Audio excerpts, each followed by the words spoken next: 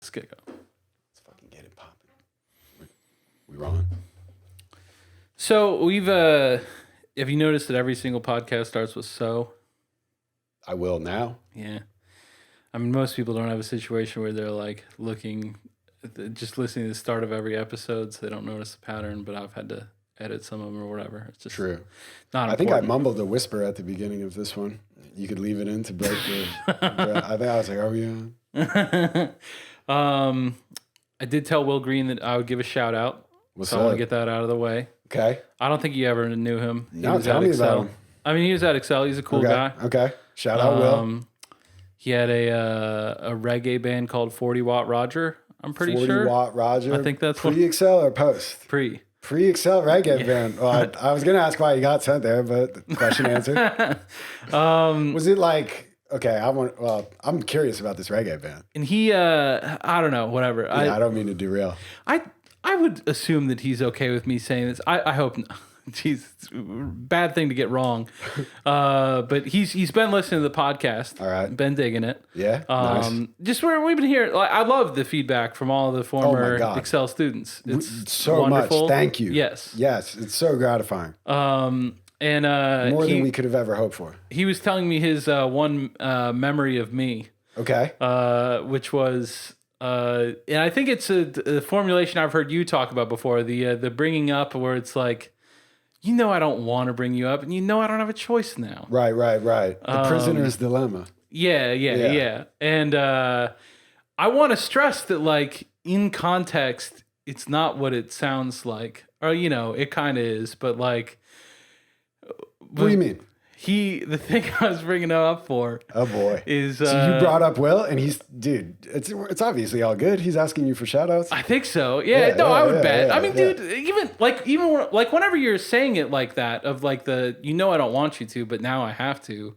Yeah. That's not to someone you're a dick towards, No, it's like you're frustrated with it. You're like, God, dude, it's you're like, gonna get us we're both friends. in trouble. Yeah, I'm not gonna yeah. act like a friend. I'm not gonna be able to act like a friend in this situation. I'm not happy. And I Yeah, mean, yeah. I don't know. Sitting here today, I wish I'd never brought someone up my entire time there. You know what I mean? Like, from the safety of knowing that, like, it eventually ends, it's easy to be like, you shouldn't have done extreme things to get through. But Yeah, but the game theory calculations were so difficult to make on the spot, and they're short-term calculations.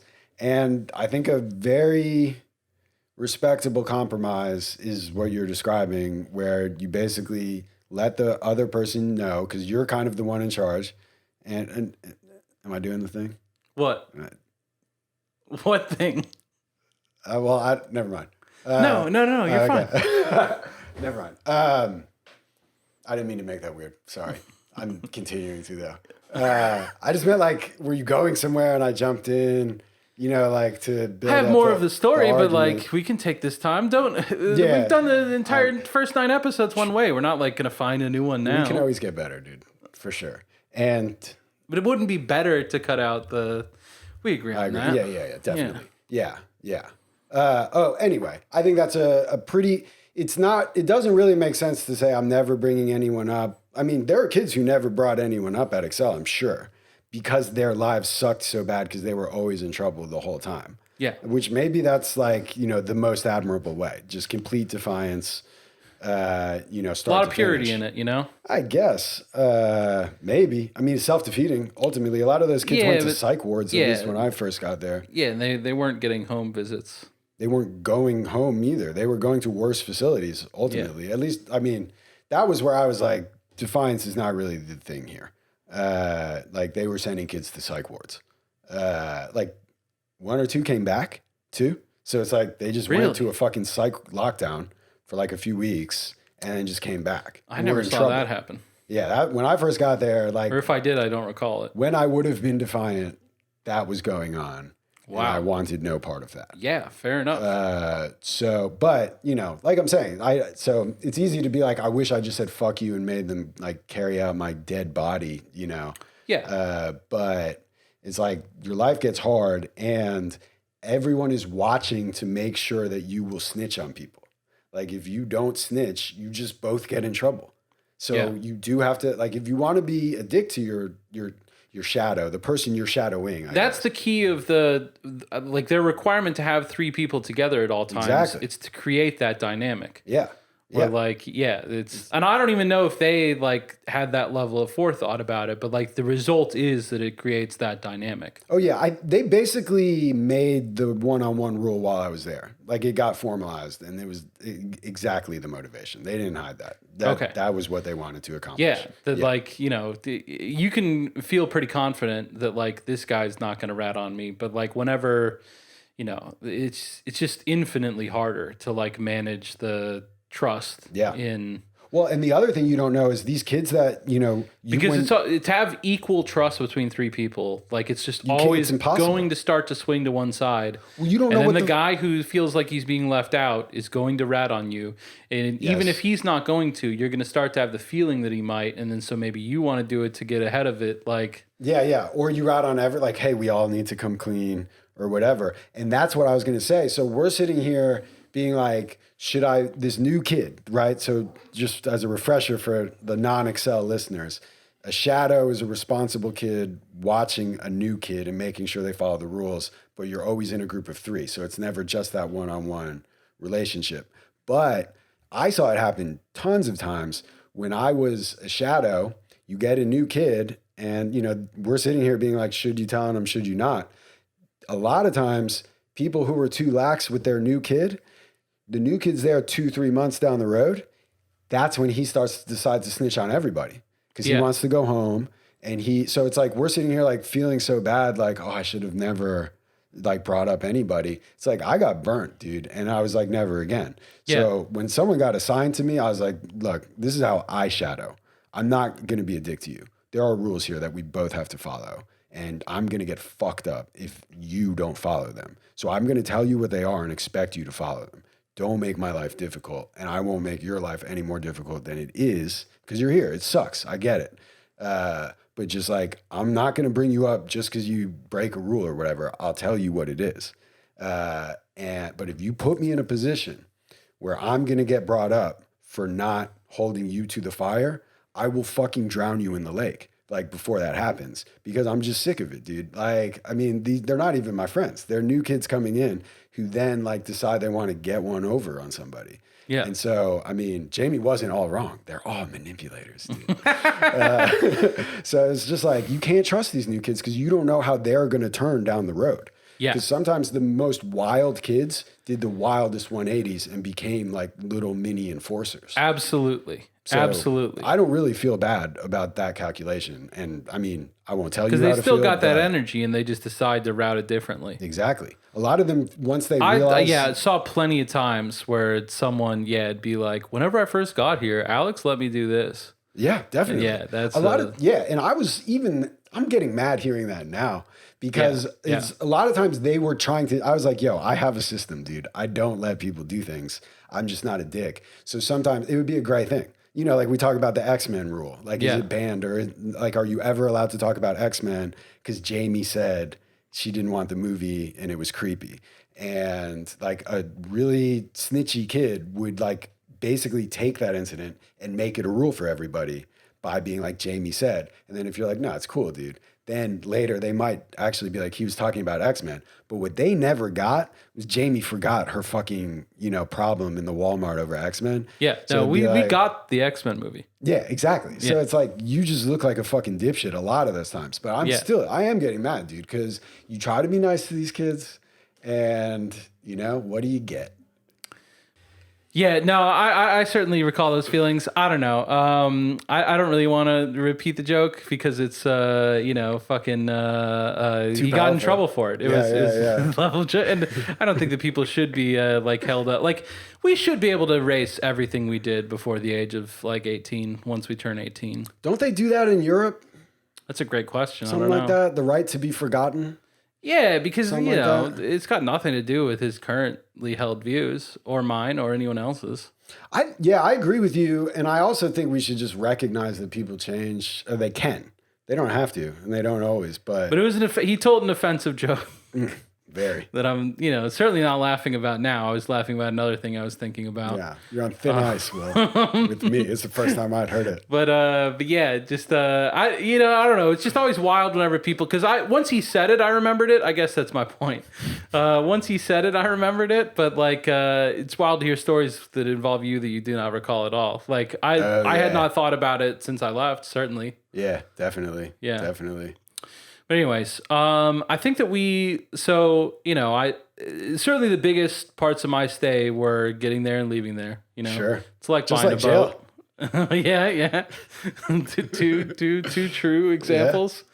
Yeah. So I was like driving home after recording those previous episodes. Like it felt great. It was like finally like I got the bulk of it off. But then there was like, oh shit, yeah, there was kind of one big thing that happened. So I want to tell you about the one big thing that happened. I've told you this before, but not in a recorded setting. Okay. And so, whatever. We'll take a second. Lay it on me. So my third visit. So I had a visit like right at New Year's. I got the November 16th, 2001. I got a visit right at New Year's.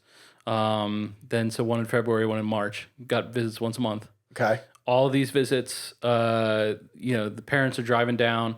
My brother, they had a age, like siblings had to be a certain age. Right. Because there was one guy with a sibling that they were like, yeah, he can't come around here. Yeah, well, I remember. Who I'm talking about. Yeah. Oh, definitely. Yeah. Oh, so you mean there was an age cutoff? Yeah. Like, yeah. How did that work exactly? Yeah. I mean, I think it was a case by case. Definitely, but Daniel's 2 years younger than me, and so someone that close, they were not allowed. He was not allowed on. I couldn't write him letters for okay. several months. Yeah, interesting. Like I just could have no contact with him. But then, like once I got off that was the cool part about getting off campus visits was like, then he could come down and I could see him. Yeah. It was awesome. Did the school know he was coming down? Like it was all good once you were off campus? Yeah, you were responsible enough to talk to your brother? Yeah. Now, at one point, my parents started like bringing friends down. Yeah. And that was certainly not authorized. Not allowed, dude. Not okay. That's very scandalous. Not okay. Unbelievable. I mean, that's so weird. I don't know. Quite and know it's one of those things where like my closest friend there, I didn't speak a word. You can't for the exact same reason we were talking about. Yeah, I mean, under no circumstance. You had a negative contract with your parents, dude. Yeah. You did. I mean, like whenever I got home, like the Thanksgiving 2003, like I was hanging out with my best friend within a half an hour. That's nuts. And I mean, like set up by my parents. Like they were like, hey, he's going to be home at this time. You should come over. So he came to your parents' house? Yeah. Okay. So what y'all do? Tackled me into the pool. That's nice. That's very nice. So y'all just hung out? Yeah. We went and saw a movie a couple days later. Okay. It was tight. I don't remember what it was. That's insane. Yeah, I know. Like it's the kind of thing where, and just like at this time, like whenever they're giving you visits, it's assumed that like, of course, you're going to follow all the rules. Like you're one of our top rule followers. Those are the only people going home. For sure. And so, yeah, no, I'm sure if there was like new kids that are getting brought up all the time and shit, to know that the one of the top rule followers is going and fucking just like have his friends drive him around. Unbelievable, dude. it was if wonderful. Excel was still functioning, it was a thrilling I time would to say be alive. You should be sent back. I think. Come and get me. Yeah, definitely. But Bonnie Morast will escort you. I don't think he's in that line of work anymore. That's true. So the third visit, I remember it because I got in trouble. That like you remember those like swings kind of by the lake? Like a tire swing, maybe? Yeah, it was like attached to a tree. They were on the trees. Yeah. They were like a wood board slat swing. Yeah. Exactly. Yeah. So me and the parents are kind of like hanging out, swinging, whatever. Okay. Just like in the areas where families were allowed to be, like spots would fill up and everything. Right, yeah. And there's like a couple stations you could hang out at. Sharp elbows. Some parents would want that like shady picnic table spot. Yeah. We're chill people by nature. Yeah. We're not gonna fight anyone over anything. Well, you had the swing. Yeah. Well, I don't feel like the swing's top. I feel like that's towards the bottom of the distribution. Yeah. You want to be like swinging the entire 5 hours you're having this conversation? I don't think so. I don't think I'm sure I spent time on that swing, but yeah, it wasn't the move. But yeah, so I remember being on the swings, and my mom like brought up my brother. Let's figure out the timeline here. So I guess it wouldn't have had anything to do with Daniel, or he might have been about to start there the following year. No, that's not even true. He would have been a full year away from enrolling. There's a school in Dallas, like Jesuit. There's a lot of Jesuit schools, a lot of places. There's one in Dallas. Right. We're Catholic, and like our next door neighbors growing up, their kids went there, and like the mom was real involved. Is it just called Jesuit? Yeah. Is it Strake Jesuit? No, that's Houston. That's Houston? Okay. Yeah, no, you might call it Jesuit Dallas. Jesuit Dallas? It's just Jesuit. Okay. Josh Bell of the Pirates went there. Jordan Spieth went there. Heard of both of them. Yeah. Okay. And my brother went there. Shout them all out. And so whenever I was like going into high school, my parents took me to like the like prospective students night there, like if you want to find out more. I was about to ask, why did you go to Plano East? Well, I'm like they took me to the thing. I'm like, we're not all serious here, are we? For you? Really? Like the idea that I was going to be like wearing a uniform and behaving in class. They wear uniforms? Of course. It's male only. It's very strict discipline. I feel like I craved that structure as an adolescent, and I got it too much at Excel. No. When I was going to Excel, I pictured like a boarding school where I would behave and have structure, and I was like, finally. So I would have signed up, I think. Maybe not. I don't know. What the fuck do I know? I don't. As an 8th grader? Like people telling me what to do. Yeah.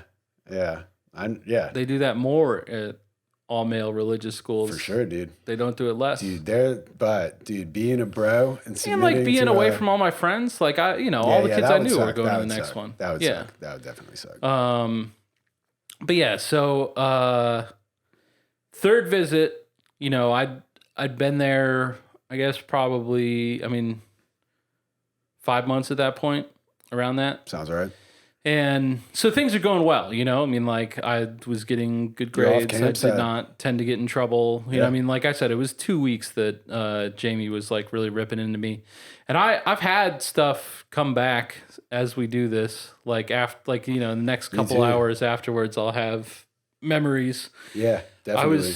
I had like a little more detail occur about the first time that she yelled at me. It was definitely very focused on my hair. Really? Like, so your hair was long when you got to Excel. But the second I got there, I'd been awake for 2 hours on the Saturday whenever Dino came in and like cut it all off. Dino buzzed you? Yeah. Did he just clippers? Yeah. You had what I'm rocking right now? 100%. I'm going to leave that off. Okay. Okay. Yeah. But so she never saw it, and she would like occasionally mention it. No. But it was like, for the listener, shoulder length, right? I think I saw it. I have an image in my head of it. Yeah, I think shoulder's probably a slight exaggeration, but yeah, it was back long and hair. neck. Yeah. And below the chin. Yeah, probably around there. It depends. Like you weren't Jonathan Taylor Thomas. You were like flowing down a little more. It was as long as I could get. It's whatever. Yeah. But I'm surprised we somehow missed that.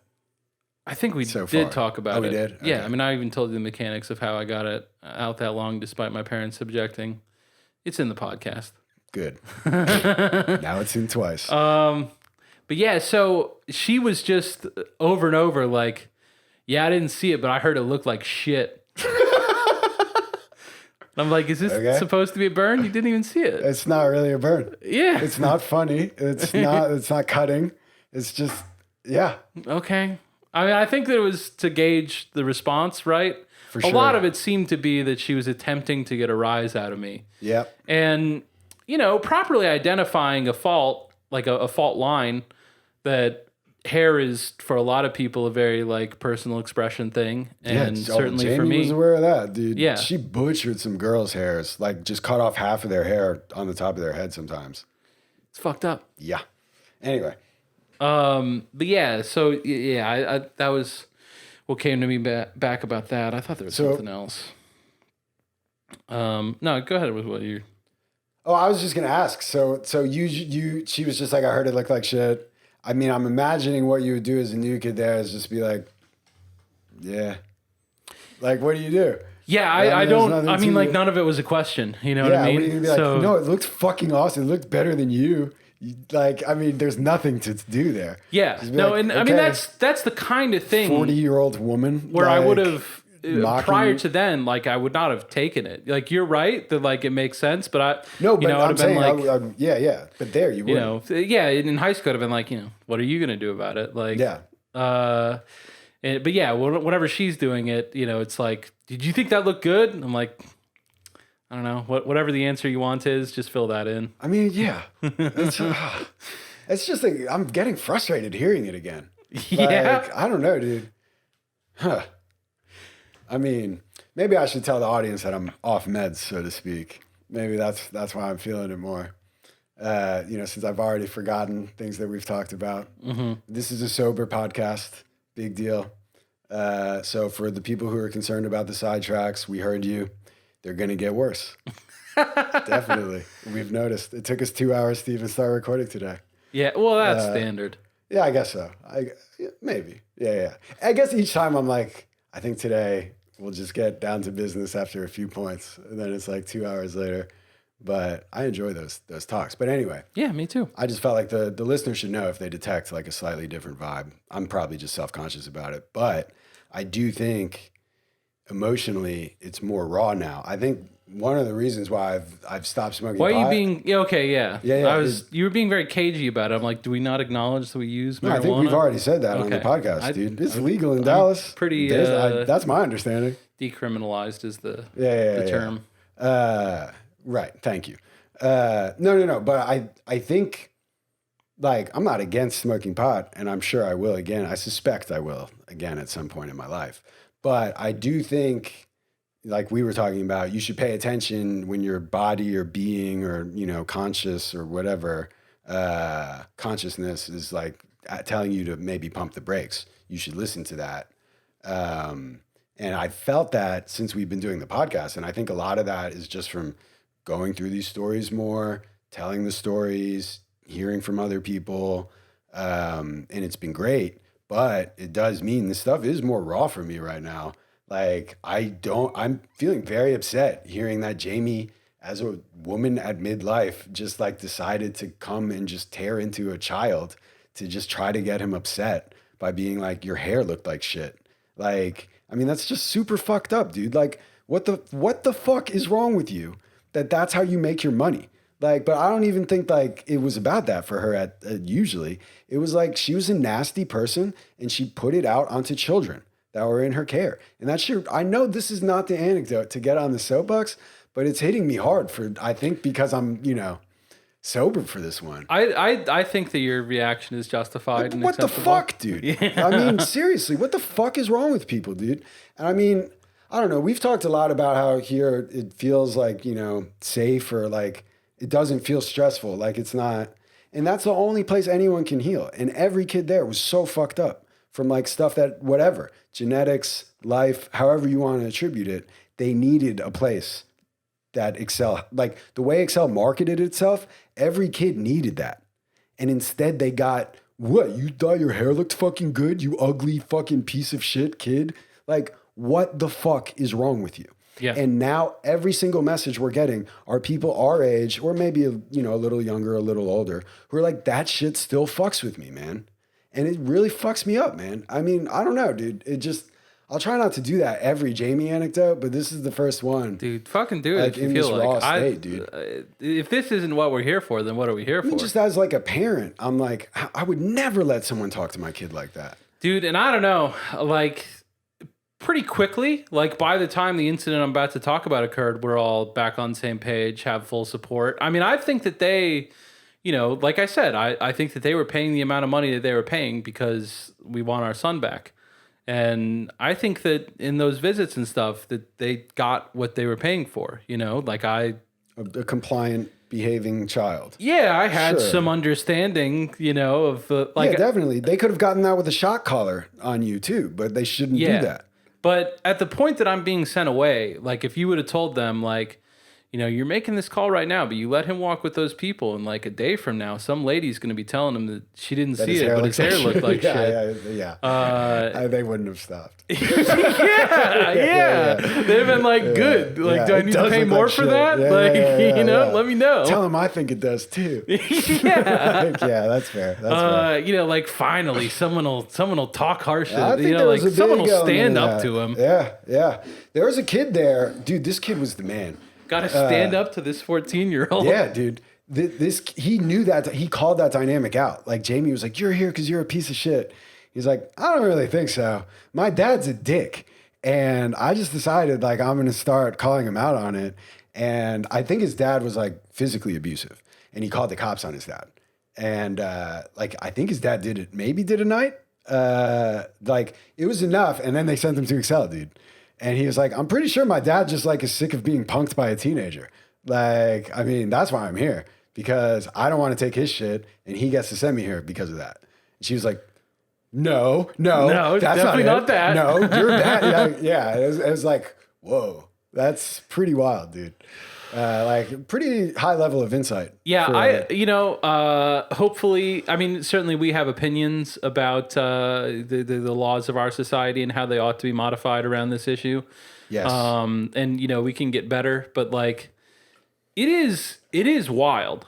Like the rights given to a parent over a child are rights that would not be respected or recognized in any other part of our society. Correct. Like you could go to jail for half that shit. Definitely. And so, like, I don't know. It's very fucked up. It's I feel like it's one of the like when I'm talking about areas in which our society is like so obviously backwards and barbaric. Like, and I don't know what you do about it. You know what I mean? Like, I'm gonna get on a soapbox when you get done. I have some thoughts. But I agree with what you're saying. But yeah, just it's one of like the last loopholes left. Like the only like kind of person you can still treat as a slave is your child, legally. Yeah. No, like for real, the minimum wage laws and stuff. Yeah. They have exemptions if you're working for your family. It's like none of this applies if you're working for your family. Sorry. Yeah. Like, yeah, definitely. And I mean, that makes sense. Like if you own a farm or something, I guess. Like I'm not going to cut my kid a $5 an hour check. With all of it, your check's on the fucking dinner table. Yeah, sonny. with all of it, I see the difficulty, but like, I don't know. We should keep trying. I agree. And obviously child welfare is paramount, to this project. But again, I do think that's why like all of this shit is so important, because you said it was a loophole, and I got where you were going. That's where it was good to be quiet and just listen. Cause I was like, a loophole from what? And then it's like, oh, like having someone work for free. Cause I thought you meant like you get to be in charge of someone. It's the last time someone like has those rights in our society, which is true. But it's like, what else are you going to do, dude? Children need someone to be in control of them because they're babies, and then small children.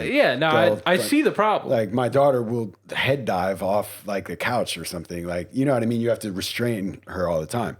And that's fine. And I do believe that we are like endowed by our creator, by natural selection, whatever. If everything's going the way it should go, our organisms are set up so that when you have a child, there are people who, because of the way genes encode or whatever, unfortunately, some parts of this may not always get there. I mean, I'm not a fucking doctor, but generally your like archetype will come online. I'm a parent now, and that means I take care of this child. Like, I think for fathers, maybe sometimes like you hear they're like, I didn't really get that it was my kid until it was like 2 or 3 months old. Have you ever heard a father say that? No. Don Draper says it on Mad Men. Okay. And then a lot of guys, I think, were like, yeah, I feel that, like anything. But I think it's because it takes a little longer for that like to come online versus like, if you've delivered a baby, I guess. Yeah. But I'm sure if you adopt a kid, you can, attach instantaneously, because fucking that's what kids are meant to do. And it's like when we gaze at each other, that's meant to be mutually rewarding, mutually bonding. It's like you shouldn't, but you do, But ideally, you shouldn't need anybody to worry about it because the parent is selflessly loving this kid and being like, let's bring this kid up and raise them. Obviously, it gets fucked up in practice. But I think the big way it gets fucked up in practice is when people are fucked up from the way they came up. So again, that's why to me, like one of the Excel, like so many crimes of commission occurred. They did so many wrong things. But a serious crime of omission is that they had all these kids that needed so much help. And instead, they fucked them up worse in a lot of cases. Yeah. And that's how the cycle continues. That's where it's concerning that a parent has so much control over their kid when they're fucked up. And I can relate to that because Jamie told me I was a piece of shit for so long. And I mean, plenty of other people did too. And I remember like working and like a kid who kind of reminded me of myself, but was junior, was pissing me off like irrationally just by wanting my attention and guidance and mentorship. And it took me like 2 days and I was like, what the fuck is wrong with me, dude? Like I'm avoiding this kid. Like, I don't even want to like look him in the eye or whatever. And it really was like that same, like, I think Jamie didn't like girls that reminded her of herself. Yeah. It was like, because I didn't feel good about myself. You know what I mean? And, I think you see that a lot, especially with like the same gender parents, you know what I mean? And that's where Excel is potentially like fucking up another generation. Yeah. You know what I mean? Like a kid who needed help, got there at a crucial time, got much worse, and then goes out and has a kid and is just not equipped. I mean, you can heal. I'm not saying no one's hopeless, but it's really hard. And if you don't love yourself, you can't give away what you don't have. And it's just like the thought of people not able to make that growth because Jamie just wanted to shit on them all the time or what, you know what I mean? Like, yeah, I feel like this is an active dynamic in the ongoing conversation about police. Like that some people, I think that most people, whenever you see a cop hitting someone, are like, man, they shouldn't do that. But I think that some people view that interaction and like it's revealing the weakness in the person being hit, which is reminding the viewer of their own weakness, and they like hate that reminder. So they're like, yeah, fuck, keep hitting him. Definitely, dude. Yeah. Yeah. Oh, dude, definitely. I was skimming through the authoritarian personality. Yeah. Like it's like an old book. I hit Half Price Books up over the weekend. Nice. Pretty tight. Yeah. It's been a minute. I was just skimming through it, but that's basically like you just said what they took 600 pages to say. Nice. Which is like, I have been thinking about it. Yeah. That's definitely what's up. And you saw that with the kids a lot, dude. We're all victim. I don't attach victim tag to anyone who doesn't want it, but we all went through it. But there were some kids that were like, finally, I get to fuck someone up. Yeah. Like, oh, yeah. This is sick. Oh, yeah. Like, yeah. Can I work here? Yeah. And, God bless him. Yeah, no, I had earlier in an episode, we called someone a fascist, and someone was asking me about that, and they were like, he's a fascist? Like, I think, being like thinking that I was attaching that to like specific political views. No, and I know like, what you meant. Yeah, I just meant like someone who participates in the fetishization of power. Yeah. That's a good way to put it. Like that. That is what I view as like. So I don't care if they voted for Hillary. You know what I mean? Yeah. If you fetishize power, you are a fascist. Right. And we'll put aside whether Hillary voters are. I mean, you didn't say they weren't fascists. I noticed. I'm kind of. This isn't that podcast. They either are or aren't, it's a separate matter. But yeah, so we're on the swings, and I have had to at the time replayed this interaction in my head a lot of times because I was very frustrated about the consequences that came afterwards. So I've got a pretty clear locked in memory, and I mean, at the time that I'm trying to reconstruct it, I certainly have a motivation to make myself the victim here as opposed to someone who made a mistake. Could be both. Yeah, no, but I don't know. So I'm acknowledging that I had a motivation at the time that I was locking in this memory for it to go one way. However, I do feel confident it is accurate. Okay. So my mom asked me if I would want to go to Jesuit. Okay. And I, what kind of bind that is. My mom asked me the same question on my first visit. And not how'd it Jesuit. Differently, I think, given the way you're telling it. Not Yeah. worth more of an interruption than this, but yes, I do know the Vine. Yeah. It's a tough one. Yeah, because it's a shadowed visit. Someone else asked me Oh, it was like a shadowed visit. Mine was not. So, Yeah. Yes, you're in a bind. That's if it wasn't a tough. shadowed visit, I'd be like, "Let I was like, shit, I'm trying to get out of here. give me the papers." Yeah. My parents didn't tell me, but spoiler alert, didn't get out of there. But yeah, so she asked me if I wanted to go there. I know that there's another kid because that was someone else asked. They were like, that all sounds tough, but man, once you get that first visit, like then that's your big chance. You're out of there right now. And I'm like, If only we had thought of that. Dude. yeah, that's what everyone there thought. Yeah. But they have someone who's sitting with you that's going to make goddamn sure. And like that's just hard to conceive of. You know, like your peer who is actually an agent of your mutual oppressor. Yeah. Like you wouldn't think that I wouldn't have thought that people act in that way so readily. But like I learned a lot about people whenever I saw them do it. Definitely. Whenever I saw myself do it. Yeah. You know, like I had to learn a lot of things about me that I think people like get to walk around not knowing about themselves. And like I really am jealous of their ignorance. Whoa. Okay. I was with you until the jealousy, dude. They should be jealous of us. No, We have more I wish contacts. I could like. I love thinking about myself as a fiercely independent, fucking untamable stallion. You like and I pretty know how hard it untruths. is to tame me, and it turns out it's not that hard. Oh, Like dude, it is, dude. It's hard. You're not tamed. We're here speaking the truth. I know, but I watched. I mean, I saw several years where I was telling on people for making jokes. Yeah, Like, I feel you on that. I don't Yeah, feel yeah. proud of that. Yeah, I'm not saying you should feel proud of it, although I do think everyone who went to Excel and is still here standing on their feet should be proud. I actually do believe that. But I don't think you should be proud of each time you told Yeah. on a kid for telling a joke. You know what I mean? But I do know what you mean. But, dude, it's like our fave movie of the year, Silence. I mean, sometimes you're in a tough spot and there's only so much you can do. And it's kind of an enigmatic, open question about how far to go with it and how much you can just internalize something and be like, I know what I am in my heart and I'm just externally complying. And, how far does that take you? Is that just the ultimate pretty lie? You know what I mean? Because it's what I tend to believe, but maybe that's the lie. You know what I mean? That matters at all. But I think it does. And I think when Jamie would get mad when you're leaving, when I was leaving, when a lot of kids were leaving, I think a lot of times it was driven by her realization that she had not fully pierced your heart. And she had not changed you like that. I mean, obviously we're all going to carry this experience with us for the rest of our lives. But I think she could tell when people held back like a piece of their true selves because she would get really mad at it. And I think that was going on with me. That was going on with you. I'm thinking of one other conversation where I overheard her saying that to a similar guy. And I think, she was right. And I think that's a triumph of the human spirit. So I don't think you should feel that bad. And I don't think she tamed you like that.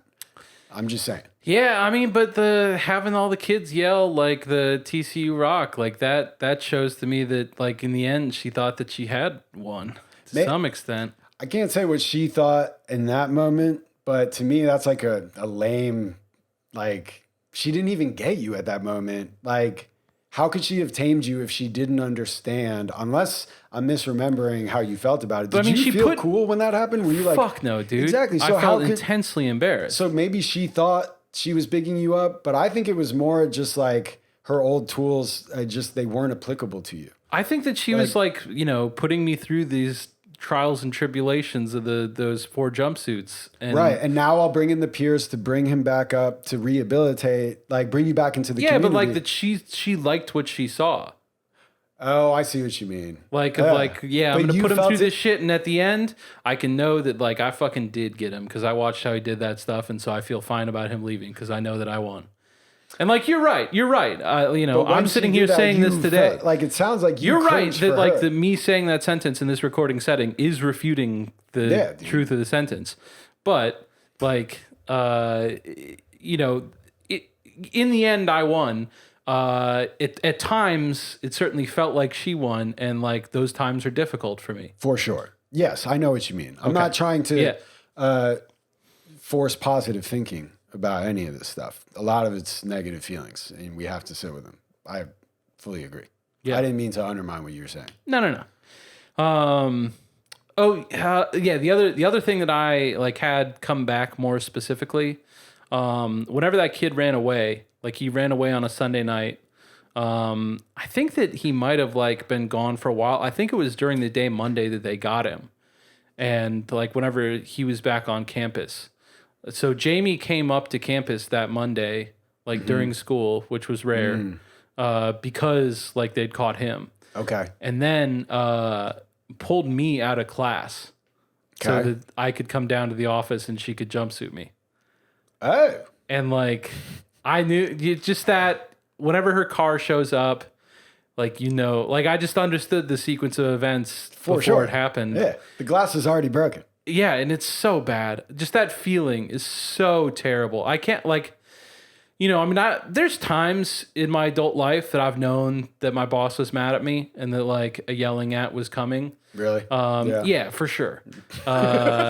There's some times where I'd be like, we probably need to have a yelling of some kind. So let's, and it was like 1/100th of the feeling. You know what I mean? Definitely. Like, so I would assume that in the course of a normal life, certainly there's a lot of people who've had much more intense experiences than the ones that we're describing as the worst experiences of our life.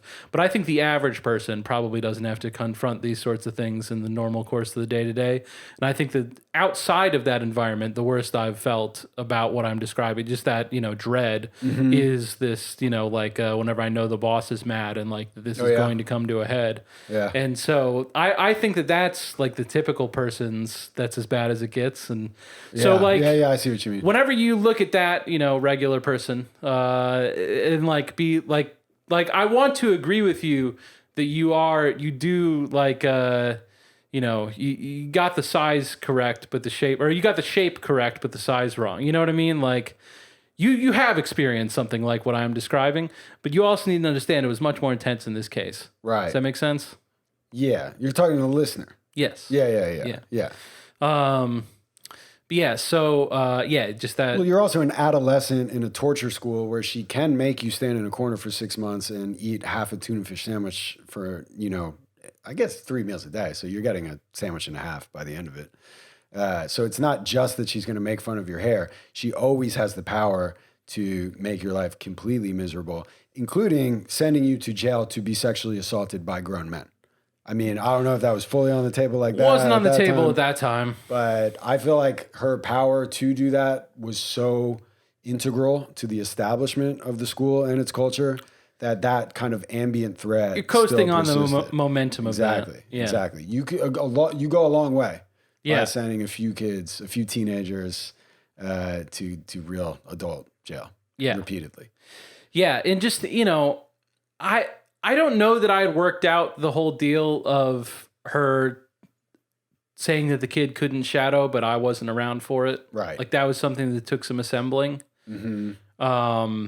So I didn't know like the specific means by which they were going to pin this on me. Right. But like, if you're being called. Yes. And I knew then, like I didn't know, the specifics of how this wasn't something I was just involved in. Just grab the jumpsuit on your way down from the laundry, dude. Yeah. I mean, it's for sure happening. But I knew that I'd been gone. I'm Yeah. how can I prevent things that I'm not on campus for? Yeah. Like, what do you want from me? Yeah. But they want you to be jumpsuited is what they want. Yeah.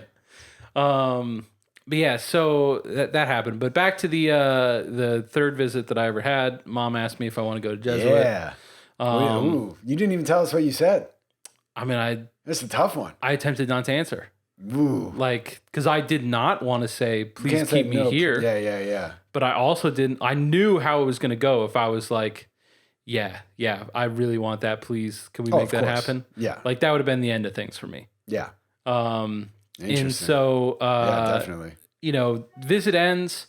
I certainly thought that was a difficult time. And like, part of my heart is just leaping, like, they're thinking about it. Yeah. This is the first indication that like, that there's some conversation by which I will eventually leave. Yeah. And dude, that glimmer of hope helpful but dangerous, depending on how it goes. But it's huge. I think it's just helpful. I mean, that's a life philosophy thing for me in until it general. goes away. Like, whatever, dude. I was happy it was here. It was a gift that it was here. No, I'm saying in my experience, I thought I was leaving at 18 months, and then I was like walking around being like, I'm fucking out of here, dude. Like, I'd fuck these people. And then it was like 2 weeks before that happened. It was like, that's not happening. Losing that hope, that was probably my lowest moment at Excel. That's a difficult thing to go through, but like I have no qualms, reservations. I know exactly what I want, and it's to experience the hope and then have it taken away. Like that's such a gift to have that hope. Like the fucking 5 seconds I'm living with the idea that I might one day be gone is worth so much to me, so much more than whatever pain is going to be caused by taking it away. Yeah, I mean, like, that's how I feel about shit in general. Like whenever I was applying, for jobs, like, Megan and I have both been like applying for jobs at points in the recent past. And, she's always like, well, I don't want to get my hopes up too much. I'm like, dude, fuck that. I'm planning what my office is going to look like. Like, I enjoy that process. And like it does not make it better. It's not like I'm like, well, I had a kick-ass life because I didn't get excited about this. Being excited is awesome. I enjoy doing it. Like, I agree. I agree. Like the idea of like, I need to talk myself out of being excited. It's different for different people because I legitimately, like Megan's on the other side of this and I think that she's right. I've seen the depths of, like her getting bummed whenever something doesn't occur. I just try not to attach to a result. Tough. Yeah. If you attach to an outcome that you can't actually control versus being like, this is what I want to happen and I've done everything I can to make it happen and it will or it won't. I think that it will and it'll be great. That's how I try to approach it.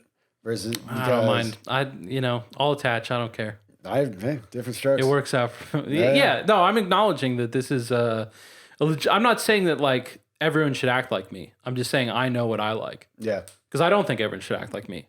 It's clear to me that Megan is correct about the way that she approaches it for her. Well, for her. Yeah. That makes sense. For sure. No, I was more saying having an exit date because you always know you're going to leave, but to not really though, dude. I mean, they didn't have any 40-year-old students. I understand. Yeah, dude, I know what you mean logically, but like that's not the feeling. That's what I'm saying. That's why having a fucking exit date is so important. It changes the exact feeling. That's what I'm saying. So I really thought I'm fucking out, dude. Like in 2 weeks, I will not be here. And then Sally was like, "You thought that? Let's have a nice laugh." And what happened? Well, it was when I got really depressed, dude. Like, and just kind of zoned. Like, it was like, because my parents, like, they weren't like leading me on. I think just the school controlled communication between you and your parents, except for unshadowed visits. So, and I didn't have many of those. So when I had my first visit maybe at 6 months, maybe a little under, and I was not shadowed. Like, I think because I'd been there that long and it was early. And my mom was like, well, what do you want to do after you're done here? Like for the rest of high school. And I was like, and this maybe was my error. Like maybe I should have said, I want to go home and go to a private school or whatever. But I didn't think living at home was a good environment for me. Like not to knock on my parents, just like the whole New Jersey scene for me, it was not, I was done with it. So I was like, I would like to go to a normal boarding school. And they were like, okay. And then I had another visit, and I think my dad was like, okay, so like you're gonna finish this semester in December, and then we'll talk about where we go from there, which is ambiguous now that I'm older, but it's all you need, man. Yeah. So I was like, I'm done in December because my dad said that's when we're talking about what the next thing is. So maybe like I'll finish out a year, like then they'll tell me you got to finish out spring and you're out. But there's a next thing. There's a where we go from here. That means that's the preposition from. It means I'm leaving here. So, and it's like, I have a rough idea of when, and that lets you do time. Like I can do anything if I know when it will end. I mean, not anything, but it's that indefiniteness that makes it hard for me. So that was all that was keeping me going. Not my experience, but yeah. Yeah. Well, for me, that's what it was. And it's like, I don't do well during the winter anyway. And so I was just like realizing, but not allowing myself to realize that I had it wrong because nobody was talking about where we go from here. Like my parents weren't really I would try to hint at it on phone calls, but they're monitored. And I was like, I don't know, man. Like, and then, I mean, I now know the school was like telling them, and I think already discounting tuition. because they were realizing that I was an asset and that a bunch of strength were about to leave too. That's fucked up. Yeah. And so in the life skills, like it was a small group life skills, just Sally and like older boys, I guess, or like maybe I wasn't even that old. And that's when like she was like, what do you like? What did I just say? Stand up, Alex. And I was just like, I don't know. And she was like, what? Like, no one does that, you know? Yeah. Like, you try to make something up or something. And she was like, why aren't you paying, you know, what? And I was like, I'm not paying attention. And she was like, well, you're shirted. I was like, yeah, I know that. And then it just became like a whole thing. But it was actually a really meaningful life skills for me. And a rare moment when Sally was pretty human about it, because I started crying. And it was the first time I cried at Excel, because I was just so fed up with being there. I hated it so much. And I wanted to leave so bad. And I still remember a friend of ours, because he was sitting next to me. And I literally had like the single gangsta tear. And it like hit the desk. Oh. And he was like, you looked like a golden retriever that like had just been told no. So, yeah. But Sally was really, credit where it's due. And after she got done yelling at me, she was like, I feel you, dude. And also like, because I didn't have as many visits and stuff. And I got the sense that she was kind of distant from parts of her family too, and I think that is right. And she was like, I don't mean I'm distant like that, but, geographically, and I had no idea what they wanted from me or what we were doing. And it was a human moment. She was like, I've been there, man. It does suck. And it was a moment of connection. And that's why I do get frustrated, because it's like they had skills. They could connect with people. And at times they let the good parts of their heart out, and they really were gifted at it. And they just let themselves become the worst versions of themselves. And so many people suffered because of it. And that, it's a lost opportunity. I mean, Sally's a talented person. She's a charismatic person. I don't know what she's like now. But that means it's just as powerful when you turn it negative. And that's what they did. And to let Jamie wild too is just such a crime. So that's I have such mixed feelings about that. Now, there's always it feels like sometimes there's a bit of a push to be like, well, Sally was you kind of on the previous podcast of like, you could tell a thing where it's like, here was the school that Sally was intending to have, but then Jamie showed up. And like, I think that you reject it, and I wholly reject that, just because like, Jamie was receiving nothing but approval and empowerment for everything that she was doing. For sure. Like from everyone. Certainly Sally, certainly the parents. Definitely. Like she was just getting nothing but the feedback that like, this is good, do more. Yeah. That's why she got worse. She got much worse over my time there. She went from like a petty tyrant to like a full-on dictator. That's interesting, because I mean, just like Aspen so clearly reined them in. Definitely. And I mean, like, my personal worst was those first couple weeks. Yeah. Like, that was whenever she was, like, attempting... Like, the punishments that I'd get where, like, I'd be jumpsuited, it was annoying. I did not like it. Yeah. But, like, the, like, physical... Like, the workouts and stuff, like, where they would work you out with the purpose of, like, you feeling pain. Like, that was the only purpose. Yeah, no, she was having people inflict pain on the children that she was responsible for. Yes. Yeah, definitely. Yeah. And like, so the jumpsuiting times, the school was not in a point where they were like doing that kind of stuff to people who were in trouble very much. Yeah. Okay. Whereas those first couple months, like if you were in trouble, like you would definitely, like your body was physically going to feel bad. Yeah. Very much. Like, dude, all the time if they could. My wrists are still. Were you there for World War III? No. Okay.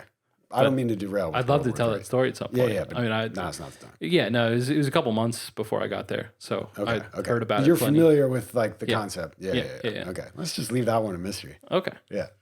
But yeah, so I give a non-answer. Yeah. Like very carefully give a non-answer. But you don't say I need to be here, right? I didn't say either. Yeah. Okay. I'm just interested in where this goes. The guy brought me up. Yeah, that's what I figured. Yeah. Because you didn't say like, I need to be here forever.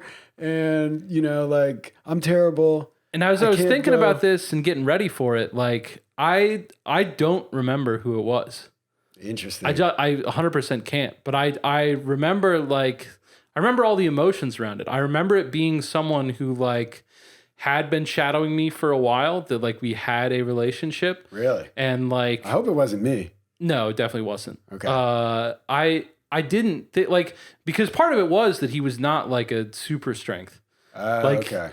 there was certainly stuff that he had let slide that was Yeah. smaller than this, because this is, in my opinion, very small. I feel like a super strength knows how to kind of steer that conversation when it comes up. Possibly. You know. Yeah, I mean, it depends on the kid, And but the parents yeah. too.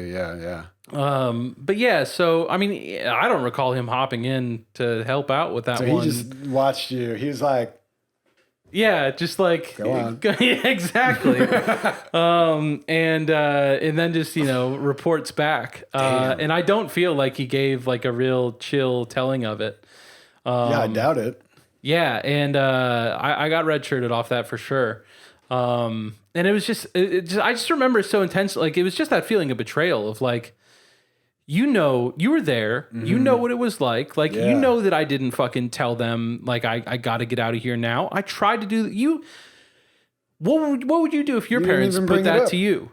Yeah. And then to bring it up and shade it as if like I was doing something wrong. I mean, because he had to have used the M word, dude, right? You were manipulating your parents. Or that's what Jamie said the second he was done telling the thing. I mean, as soon as you started, what I was he like, did- this is M. The primary thing that he did, whenever I say he's shading it, he said that I brought it up. And that is not fucking true. I did That's not a bring it up. bold-faced lie. Yeah. No, That's it was not my cool at mom all. asked me. And so he just kind of reported it as like they were talking about plans afterwards. Wow. Oh, okay. And I'm like, they weren't. She was, and I didn't know what to do, and you didn't fucking help me. Yeah. Like, this is Yeah. really fucked up, dude. yeah. But yeah, and I mean, because like after the life skills, he kind of did like yeah, you know how to do it, but I'm sorry. And I'm like, you did I'll not. bet that. Like he wants me to release him from the responsibility. And I don't know, I might have. I don't know. I was a fucking What else are you gonna do? 15-year-old. It's possible he would bring you up for not doing that, like, or get you back later. Yeah. Or if things aren't cool with you and a strength anyway, dude, I would tell kids before I brought them up, like very quick. If I had to bring someone up, I'd be like, yo, I'm gonna bring you up in this life skills. I have to. Like, fucking, this guy was there when you did this thing, dude. I mean, just so you know, you're probably gonna get shirted. You're gonna get through it. Like, because I don't like that, like, please forgive me for bringing you up afterwards. Like, but I'm also not like making up stories to get TC in trouble on his visit. Do you think he made it up to like look good? Do you think he just got it wrong? And I think he wasn't hearing it? might well remembered it wrong. I thought it's also quite possible he was just being sloppy with how he was saying it. Yeah. But it was an important detail who introduced the topic, and my mother introduced the topic. I did not. Yeah. I agree that it is an important detail, and in like a court or any forum in which the decision makers were at least attempting to be equitable, that would be a very important fact. But do you think if Jamie knew that, it would have differed?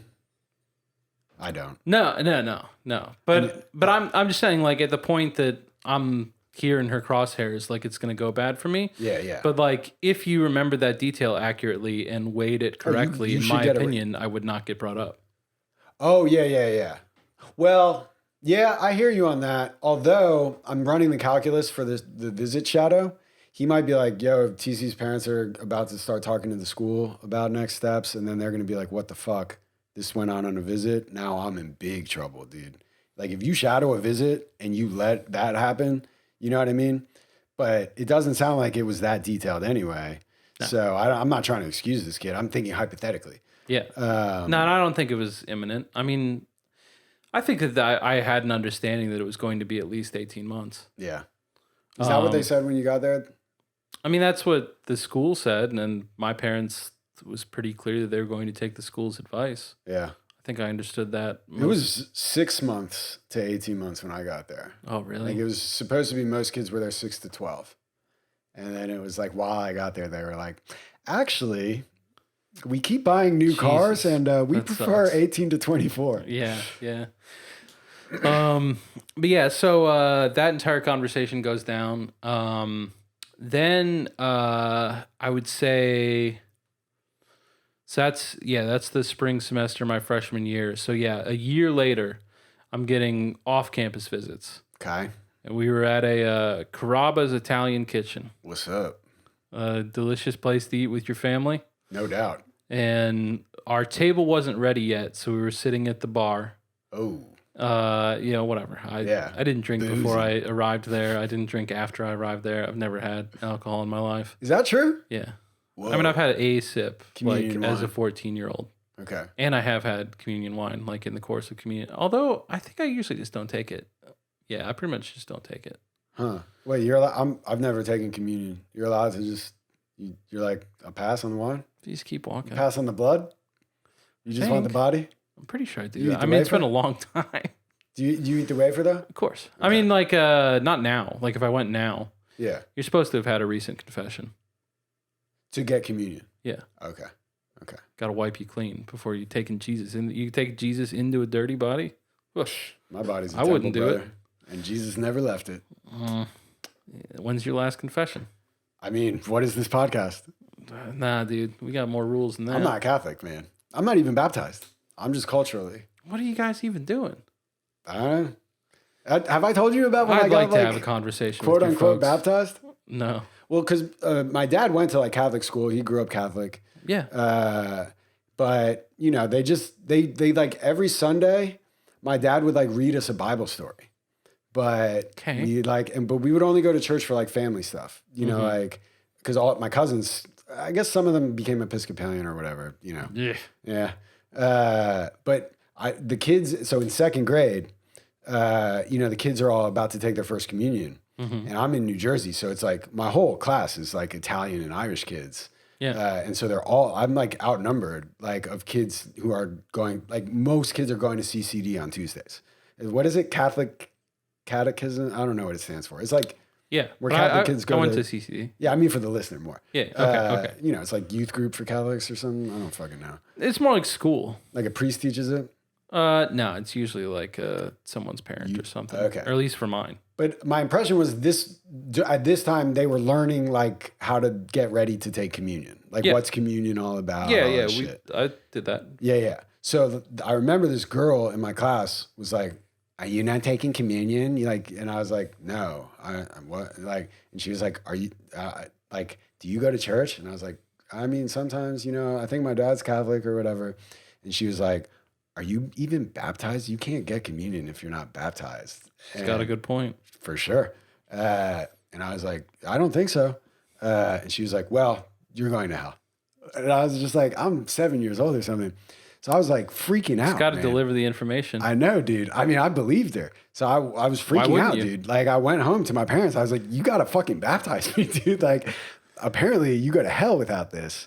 And so we were like driving, like my dad and I were driving, and there was like a church by my house. And he just like pulls over and we go in.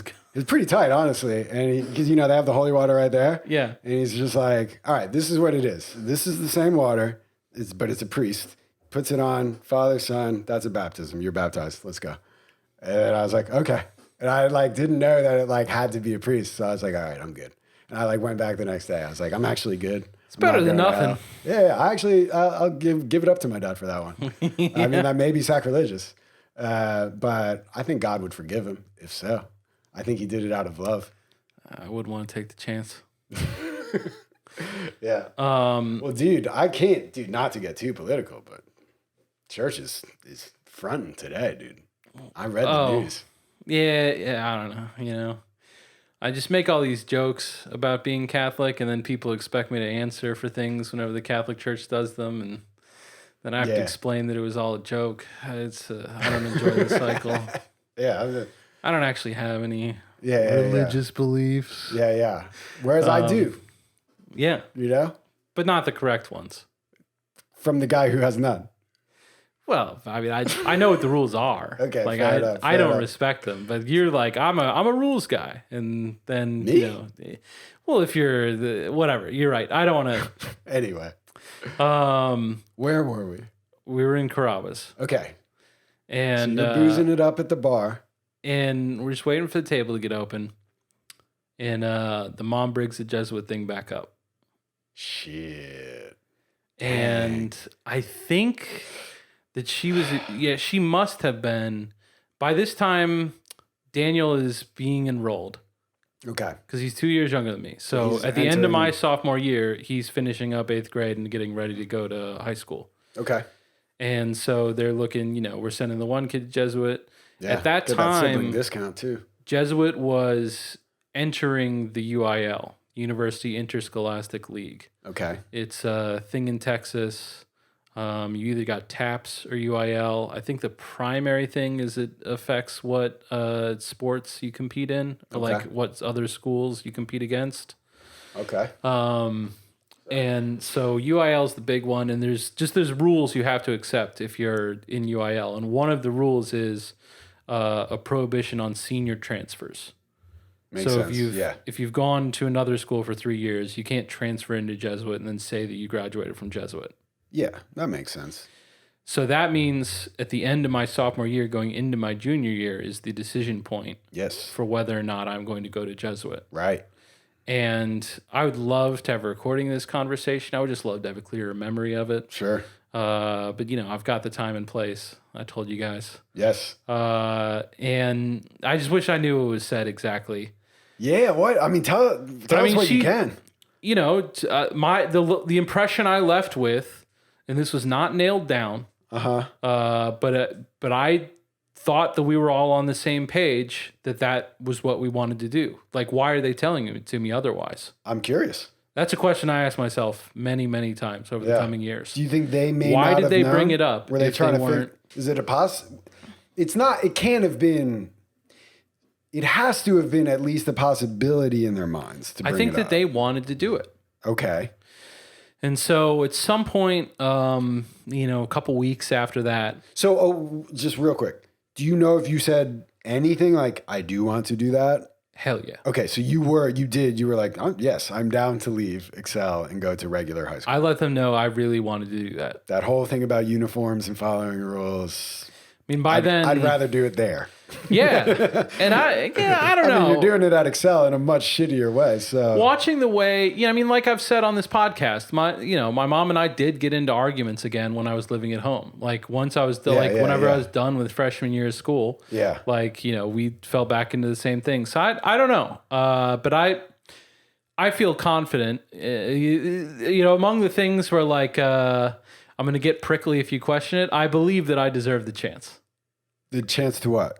Go to Strake or Jesuit? Just to fucking... I'm not questioning that, dude. Yeah, I don't know. Just sometimes there's things on this podcast I talk about where I feel very strongly and I don't know. It's come up a couple times, where you're like, could I raise a point? And I'm just like, did I do that just now? No, okay. Not at all. You're in no danger of me raising a point. Yeah. Okay. You needed more Excel time. But so my official stance is that given everything that was going on with my family and me, they had to do something. Like at the time that they were sending me away. Yeah. But my preference would have been like a 30-day kind of thing. Like if they actually did the 1 to 3 month, and as someone who did a 1 to 3 month and then ended up Excel anyways, I understand that you think, but there are other paths. And sure. My point is not that I'm positive that I would have stayed out of it at all. My point is that I was fucking owed the dignity as a human being to attempt. I'm not disagreeing, bro. Okay. I don't know why you think I'm about to be devil's advocate. But Excel is good and better. The facial expression whenever I said I should do a 1 to 3 month thing was clearly the thing you were thinking is calling my own. That's not going to work for everyone, bud. And I'm I know. I was just but I deserve that. I'm owed that. As a human being, you ought to give me a chance to correct these mistakes before taking away 4 years of my life. Sure. Yeah. I feel very strongly. But yeah, again, I don't know how it would have gone if I went to Excel or if I went to Jesuit. 1 point. That's a joke, dude. I'm kidding. Oh, okay. I was going to let you say. No, I have nothing, dude. No, I don't know if I would have gone great at Jesuit. I mean, once I got into college, real spotty performance with regards to the grades and didn't finish. And you just said you were still getting into arguments. I mean, not pre-Excel, I'm sure. Yeah. You know what I mean? So I'm the 30-day, no way. But the deserve point. I can't disagree with that. Yeah. I'm just running how the tape. I'm the not here to tell counterfactual. you I'm positive it would have gone great. I'm Well, just those here to places tell are you that I yeah. deserved the opportunity. Yeah. But yeah. Gotcha. I'm with you, dude. Like, but not wilderness. No, I wouldn't have. What would you have wanted? But like a real rehab? There was kids that like went to 30-day places. I'm one of them. Yeah. That's what I'm saying. Yeah. It was like a real rehab though. Whatever. Like I don't know. I don't know what they're like, Alex. I didn't go. Oh yeah. Well, I was just wondering if you had something envisioned, No. that you would have preferred. Because No. I have several. A shorter one. Yeah. Okay, Gotcha. that's what I would have preferred. Yeah. Okay. All right. See, dude, I'm not pushing back, dude. I'm asking questions. So, we're cleaning the school, and because it, just sometimes they'd be like, shit's dirty. Like, it was a Sunday night. Send all of the kids up to the school building to clean No, it? not everyone. Okay. Like a group of crew. like 10 people. Okay. Yeah. Sure. And Christy's going with us. Christy? I don't know why she was there, but like sometimes she was there. I don't know. Christy? Huh. But she was leading this group up to the school so they could clean the school. And at some point in this cleaning of the school, like we're all just talking as it's going on. And Christy, I don't know why she said this. Like, why are you asking me this? I mean, she said it to get the result that she did, but like, just fucking weird. Was like, so TC, you're going to finish school here, right? And I, had a strong thing about like, I'm not going to lie. Like, I just felt like if I followed the absolute rule of never lying to them, that would go well for me. But I was not going to tell her, well, actually, me and my folks have an arrangement. That would be a bad idea. So I just was like, yeah, I don't know, kind of out of my hands, like, Yeah. I wasn't under the impression that I was being consulted in this matter. Yeah. So that's kind of for you guys. Yeah. But I know that she read on my face For sure. that it wasn't like yes, of course I am. That's my understanding. Yeah. She saw a flicker of panic that the freedom that I thought was coming soon Okay. Yeah. was about to go away. Yeah. And I mean, this is probably like March when I think I'm getting out in like June. Okay. Because I just had a conversation with my parents at Carrabba's where they indicated that that's what they wanted to do. Right. And it's very time sensitive. Yeah. Yeah. That if it's not then, it's Interesting. donezo. Yeah, exactly. There is a point of no return. Yeah. Temporally. Yeah. And it's 2 months from now. Yeah. So do you think Christy was feeling you out, or do you think she knew like that something was afoot? I think she was feeling me out. I don't think that my parents had like called up there about anything. Yeah. If they did, they didn't tell me. Yeah. And how long had you been there at the time? I mean, this would have been approaching 18 months. I think would have been. Yeah. Yeah, it would have been exactly 18. I think their radars would go off around, like they knew. They would, because the difference between you leaving, I mean, that's another $100K for them. Yeah. In 2002 money. Yeah. So it's like, yeah. And Aspen wants their investment to return. So I think that was pretty deliberate. Yeah. So, Like I bet they planned that. She could smell it on me. Yeah. Like I bet they decided she would be the one to kind of test you. Like I suspect there was a conversation in the office. Maybe. I'd be surprised. I spent a lot of time in the office. You much more than me. But I don't know. I don't know. I don't know. It's not like that impression was overwhelming based on living it. Yeah. But it's possible Wait, what impression? that this was a calculated thing. It felt pretty Why would she randomly say that to you as a sophomore? I mean, I don't remember everything else that was said around it. Okay. I figure it would make more sense if I had a video, but I don't. Probably, I'm sure it would. Or less. Significantly less. Yeah. But yeah, so she has that whole thing, and my next visit, they tell my parents that they should come down a day early so that they can have a meeting with them. And whenever that meeting's done, I'm not in the meeting. Nope. Whenever the meeting's done, they come to the lodge and they're like, hey, your parents want to take you out to dinner. Okay. We go to Red Lobster because this is during Lent. Okay. It's a Friday. Could you just real quick? I had this conversation while we're doing Catholic trivia. Not that Lent is trivia, dude. Doesn't offend me. Okay. It is Lent right now, though, right? Is it? Yeah, I don't know. must be.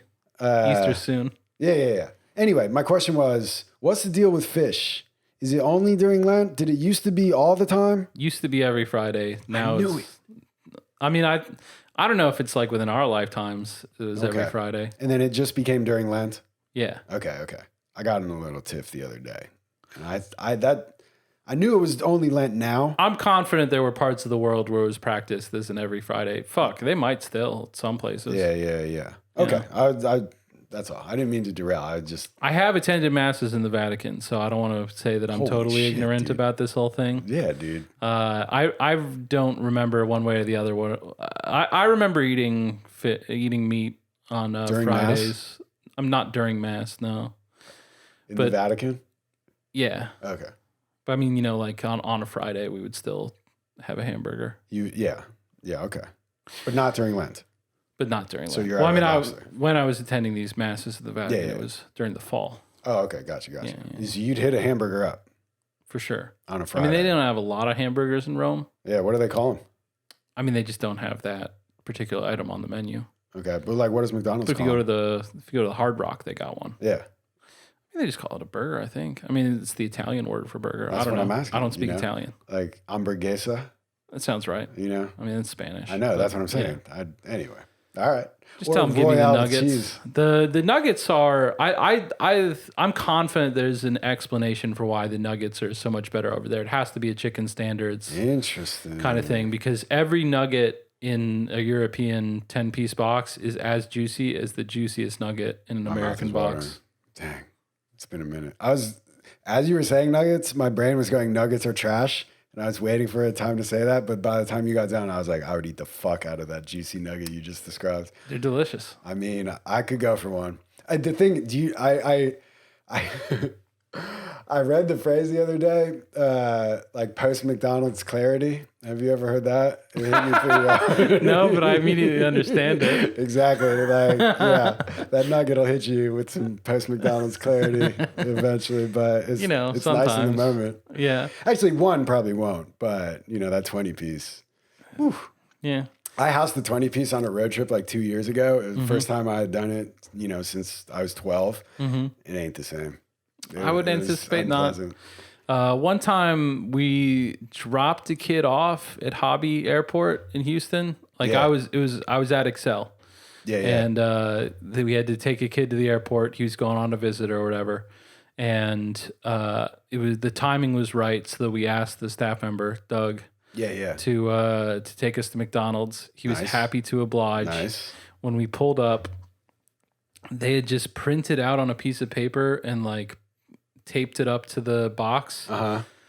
50-piece nugget, $20. Whoa. We were like, Doug, we got to do it. Have to do it. And he was like, you're right. You do have to do it. And in my memory, Doug and the other kids split maybe 10 of those bad boys. Yeah. And, And you I'm had just 40 like, nugs to hand freedom. it back here, dude. Just running through them. And it came in like a big bucket that like had, you know, McDonald's stuff. And I kept the bucket. And kids would like ask about it. I'm like, I'm going to turn it into a fucking lampshade in my college dorm. Definitely, That's where yeah. this bucket's going. Yeah. I don't know where it is now, but I mean, it still in the was dorm. probably for like a year after you I did? had that bucket. Holy shit, dude. I mean, whenever you could get those like moments of actual happiness. That's a special moment, man. yeah. You know, I just wanted a reminder. And I still remember specific fast food meals like that too. Yeah. That was like, that fucking ruled. Like Yeah. one time I had 10 Jack in the Box tacos on a visit. And that it is was, so like, great. Probably top 5 Excel moments. Yeah. Somehow. Yeah. Yeah. 50 nuggets. It was That's a exceptional. lot of fucking nuggets, man. I agree. One time at Great Adventure, there was a McDonald's in it, and I got the 20, and I counted. I got like 30. Yeah. And, you know, yeah, it was like, you know, the Hanukkah bucket, you know, it just Uh-huh. kept going. And it was too much. It was like, but I was a little kid. It was, but you could do it. I think it would have been hard to get to all 50, but Yeah.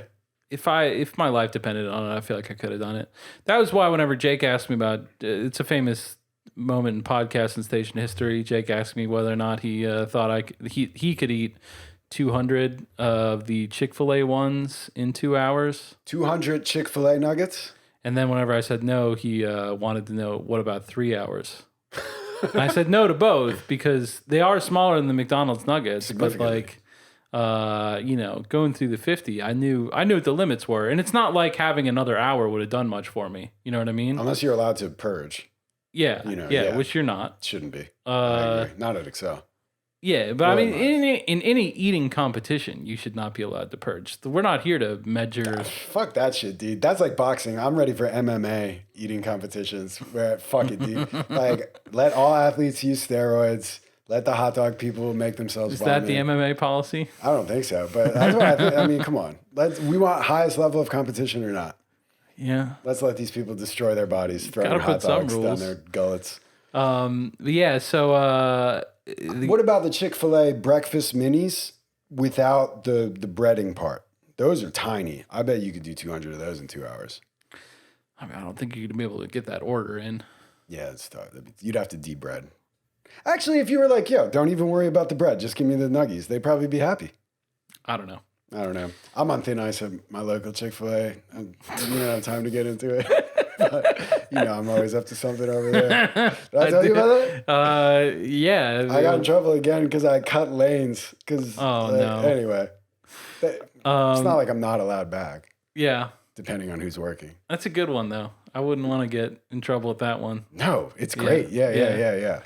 But yeah, so you guys know what they said at the Red Lobster dinner? No, I don't. Of course you do, dude. I mean, I think I do because I know that you didn't leave, but I'm very interested in to the extent you remember how it went. Yeah, no. I mean, it was all a blur. Like, I knew what was happening. You know what I mean? Mm-hmm. Like, whenever they said we need to have your parents on campus for the Friday meeting, I was like, oh, this is about the conversation I had with Christy. That's what this is about. Yeah. And like, you don't want it to be that, but you know it's that. Yeah. And so I remember at this time, like, we could talk about clothes at some point, but like you were not allowed to have your own clothes. My parents like did have clothes that they would like bring on visits because like they sensed that I would be happier if I didn't have to wear this shit. What? Yeah, like an overnight visit. Like you're gonna have to wear something the next day anyways. Like might as well put on, nice pair of Old Navy jeans. May I posit something to you? What? It's not a pushback. Okay. It's not a devil's advocate. It's just a hypothesis. Okay. So you said your parents like it when you're all getting along. Sure. Why wouldn't they?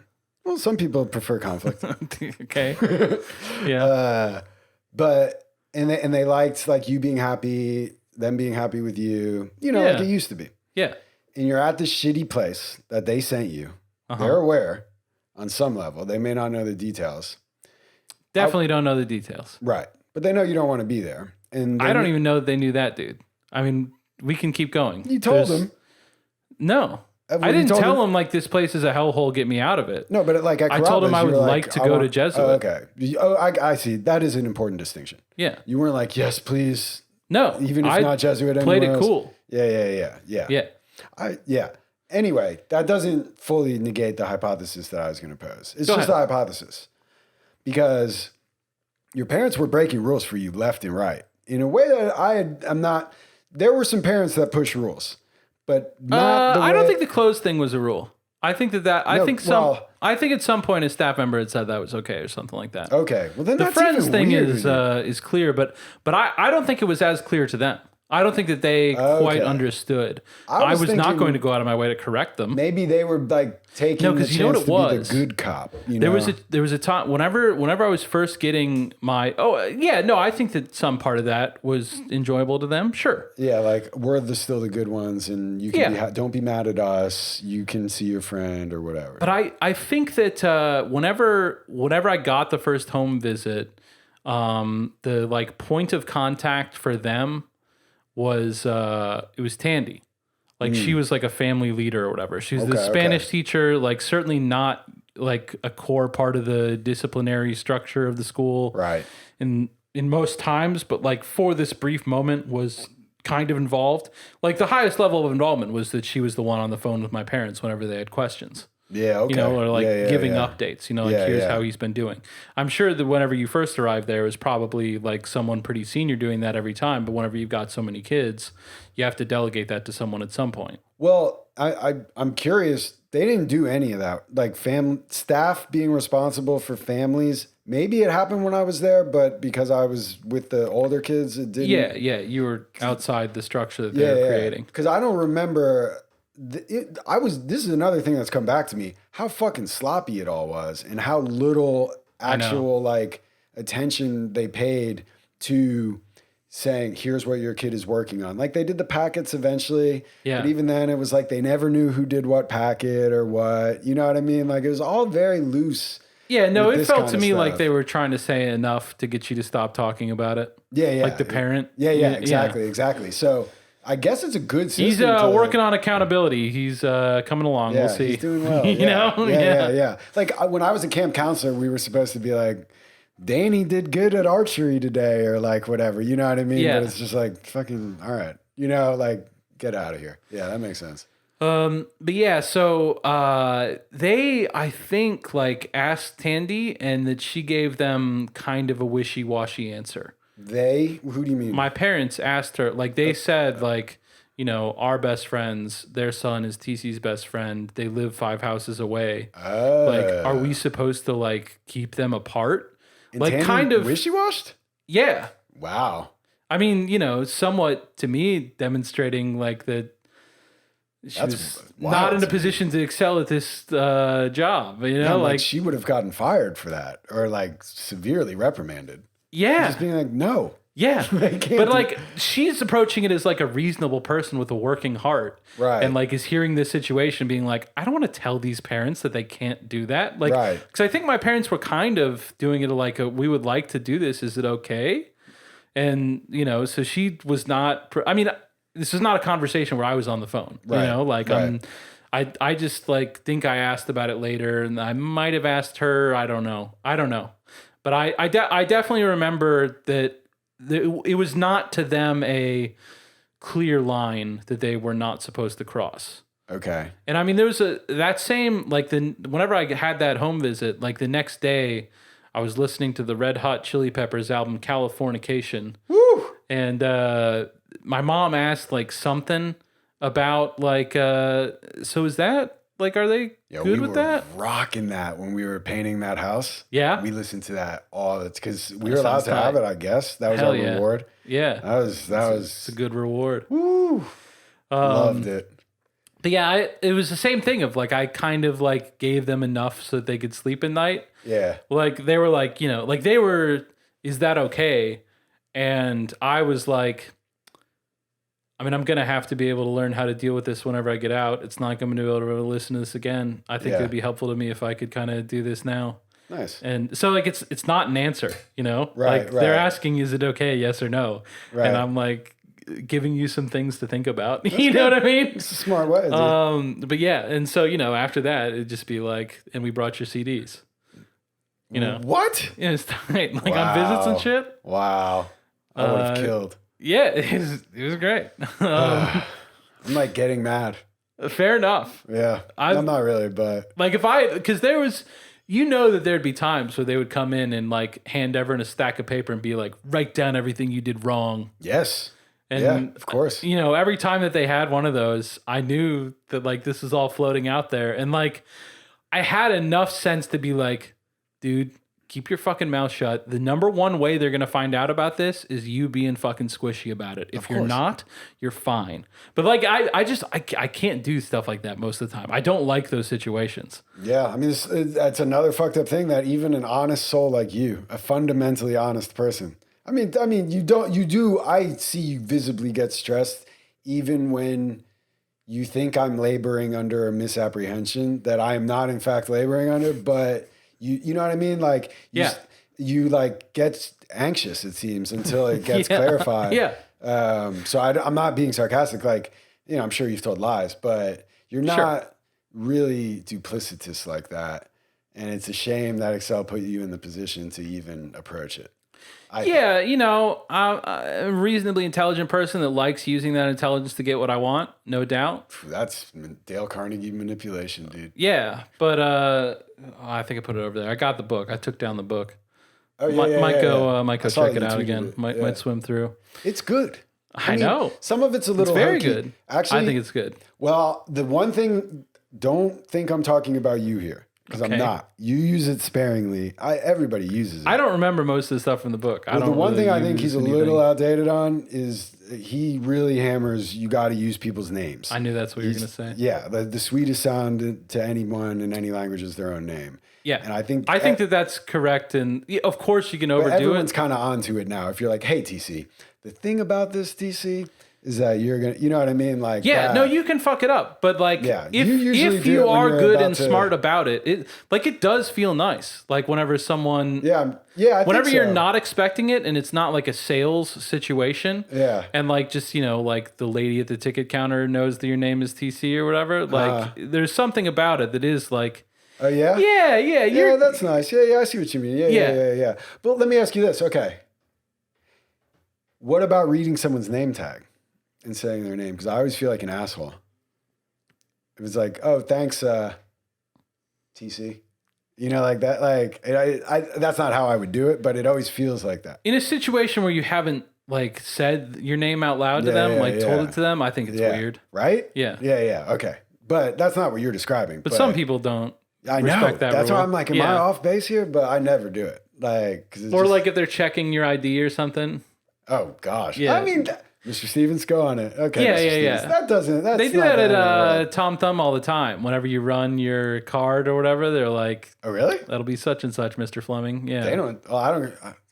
I think I go to Albertsons. And they always say Mr. Fleming because I've never bothered to like set up my own, so I just type in a phone number that no longer exists from whenever I was fucking a kid. I have no idea how that. And so it shows up as my mom's name. So they just like say, I mean, I just know that if I type in my phone number from growing up, I'll get a discount. You get a discount on what you pay? Is that what's going on? Yeah, Tom Thumb. Okay. I mean, I'm at Albertsons, but I assume it's the same. I think it's Albertsons. I can never. I'm sure that they have a Kroger, rewards loyalty program.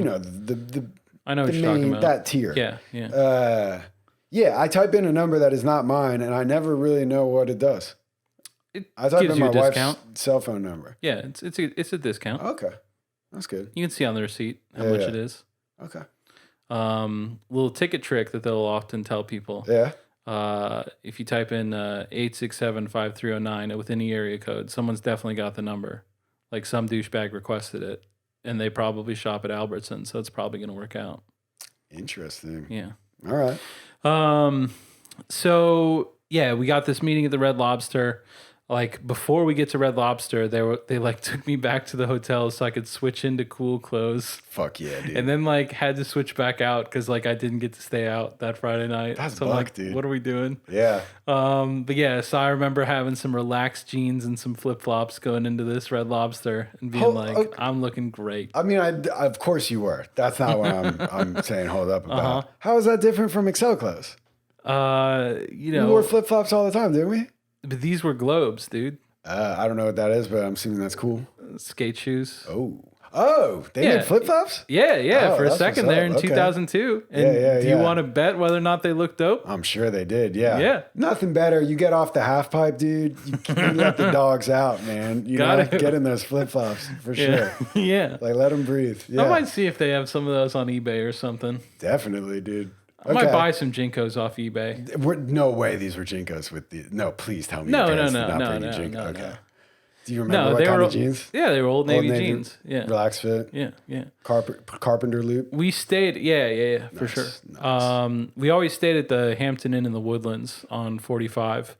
Okay. And across 45 is an Old Navy. So it was like a Sunday of a visit. I was like, let's just head over there. I tore up that Old Navy leaving Excel. Like okay. Most of my college wardrobe was from that Old Navy when I started. Dude, I got clowned, man. A girl came into my dorm. Oddly Middle Eastern architecture. Yes, exactly. Yeah. And the shopping center had like different, each store had minarets. But it was like all different desert-ish. Like Old Navy had like, this is Morocco. And then like somewhere else was like, This is I'm out of. Abu Dhabi. Yeah, sure. Yeah. Dude, that's so funny. Yeah, man. I got clowned because I had like 4 Old Navy shirts and like 2 pairs of pants. That's all I had, dude, because the rest was Excel clothes. Yeah. And I mean, I probably had a little more than that. But I remember like, because we were all moving in and some girl who's still a close friend and the wife of one of my best friends. But I still remember like it was a wound because I was like, I'm not like these kids. Yeah. Like these kids have wardrobes. Jamie was right. And yeah, exactly. And she was like, you don't have anything. Like, this is what, like, did you just stop at Old Navy on the way here? And I was like, literally, yes. Like, yeah, thank you. That's great. So whenever you could get a shirt that was outside of the Excel loop, it was a big deal. Like get it within. So your mind's gonna get blown on this one anyways. As part of the Latin program, we competed in a Latin tournament at Baylor. Yeah, that's fucking what? Like, first of all, what kind of nerd shit is a Latin tournament? It's what you think. By you calling it nerd shit, I know that you understand what it is. It should be you reenact Gladiator and the bullies come in and, teach them a lesson. No, I mean, it was a quiz thing. Yeah, that's fair. Whatever. But that's it fair. Was a chance to draw. I mean, I'm not dogging got to you go for to it. Waco, dude. Dude, I did SATs for 3 years. I'm not Spend a dogging night you. in Waco. Yeah. But that's a song title right there. Oh, God damn it. What was I? Latin term? I know, but Carabas? No. I'm sorry. What were we talking about? Oh, so fucking we got a shirt from it. Oh, okay. For participating in the Latin tournament. Oh shit. And it said like Baylor Classics. Nice. In like a green font. That's tight. And I loved that shirt. For sure. And one of the insults that I've been handed in my life that just as I was hearing it, I was just like, that's just so funny. I can't I just was like couldn't compose myself. I was just laughing so much. I still think it's funny. The kid we were talking about, Will Green, was like, hey TC, where'd you get that? Wear the same shirt every day for less. Such a dumb joke. That's good though. I was not. I mean, that's genuinely. I'm laughing now. Dude. Yeah. That's pretty good. I mean, if he had the confidence to just drop it on you like that, that's pretty hard, he dude. Delivered it much better than I did there. That's funny, man. Yeah. The second shout out to Will, dude. He deserves it. That's He's funny. a funny kid. But yeah, so it switched into the Globe slides and the Old Navy Carpenter jeans. Coolest guy in Carrabba's for sure. No doubt. No, this is the Red Lobster. Yeah, my bad. And yeah, we sat down and like they were like what they said is it's always been our intent to leave you here for all 4 years. Fuck. And like I knew that wasn't true. What the? Yeah. I know that a month ago when we were sitting in a similarly, level of establishment, that you were talking about that. But I'm like, on some level, at that school like drilled a very like practical outlook of like, yeah, they did say that, but they're saying this now. So where do you think you're going to get? Agree. Yeah. Work with the facts you have, dude. You have to be pragmatic and realistic. Yeah. There's no time. That's what I was saying, dude. That's why the people who don't know the full spectrum of like what the human heart is and can do, I think they should be jealous of us because we have greater reality contact and it's helped me. I'm telling you, like having a fuller picture of how people operate, including how things can go wrong, is valuable, even if it's not pleasant. Yeah. It's valuable. I didn't make as much money off of it as you did, so I feel differently. I feel you, but life is not over yet. That's true. We're getting this paper now. That's true. But yeah, so yeah, I certainly remember the phrase, it's always been our intent for you to finish high school here. Do you think they believed that when they said that? Like, do you think Excel convinced them that was true? Or do you... I don't know. It's interesting, yeah. And so that's always been a thing that looms really large to me, because like I thought I was done. I thought like we were weeks away. Bro, yeah. Yeah. It sucks. Yeah. And so this summer, I asked my mom about it. This summer? Yeah. Okay. Like after you and I found God at the lake, yes. I was like, for several weeks in a row when I knew I was going to see her, I was like, you should fucking ask about that. And then it's a weird thing to ask about. It doesn't Sure. come up in conversation. Right. Right. But I found a time and I was like, so Yeah. what do you think? Like what was going through your mind then? What was said in the thing? Because I always thought Why is she talking about the Jesuit at all? If that was always the intent. exactly. Because I don't believe it was the intent. I don't think the statement is true. Right. Whether or not they believed it is a separate thing. Right. And so it is my suspicion that like the school coached them on what to agree. say. Yeah.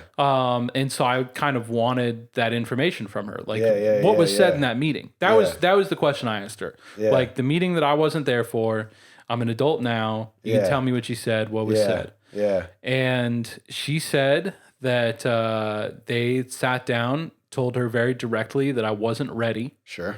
and that at that point, like the conversation was done for them. Like that my parents were taking their like we hired these experts. Yeah. We're going to take their opinion on this. Like otherwise, why did we hire them? Yeah. And so whenever they say that I'm not ready, then it's like, well, do we want to fuck with a senior transfer? No, we do not. Yeah. And I could see that, like trying to make friends for like a year or like putting me back. I'm sure that they had trepidation about putting me back with the Yeah. friends that I was hanging out with. Except, yeah. To varying levels of justification. Yeah. Yeah. And so, yeah, she was, in the summer was like, they said you weren't ready. And so, Damn. that's what we did. Damn. And then she said something to me that, like in this episode, we're talking about a central theme is like the degree to which your will can be subverted, right? Yeah. Like, and, just what I'm talking about this whole time of like, I know how easy it is to break me and like how thoroughly I can be broken. And that is hard knowledge for me to live with. Like, on a daily fucking basis. It's hard. I don't like living with these facts about myself. And like, yeah, I would like to think I was changed, like I've changed since then, but like, I didn't think I could have that happen now, I don't know, whatever. Thankfully, adults are not subject to the restrictions that children are. So no one's going to be able to get that kind of power over me again unless something like really goes wrong. Yeah, dude. I mean, again, I think it's good. It lets you identify when people are treating more vulnerable people now that way and, maybe do something about But it. as far as identifying like the degree to which I can be broken, like, I don't know, dude. I think that most kids went there wouldn't have done something like this. And certainly most kids who did not go there, like wouldn't have approached a situation like this. But she described a conversation that once she said it, I could recall it, but had certainly scrubbed entirely out of my mind in my attempt to kind of like, fashion this into something I could live with. That whenever I left, I told them that I was really happy that they had made that decision because it had given me an opportunity to work with so many more kids that I wouldn't have been able to work with and improve their lives by teaching them the Excel way if they had taken me out then. That makes me sad. I mean, It makes me sad. To hear, yeah.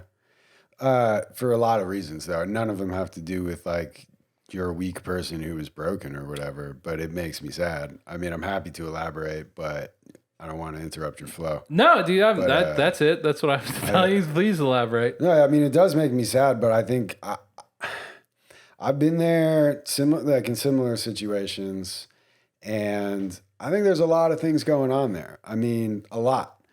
And in some ways, just one of the big ones is I to this day somewhat experienced. Like I don't see what I've said this on the podcast before. I don't see how my life is made better by making theirs worse.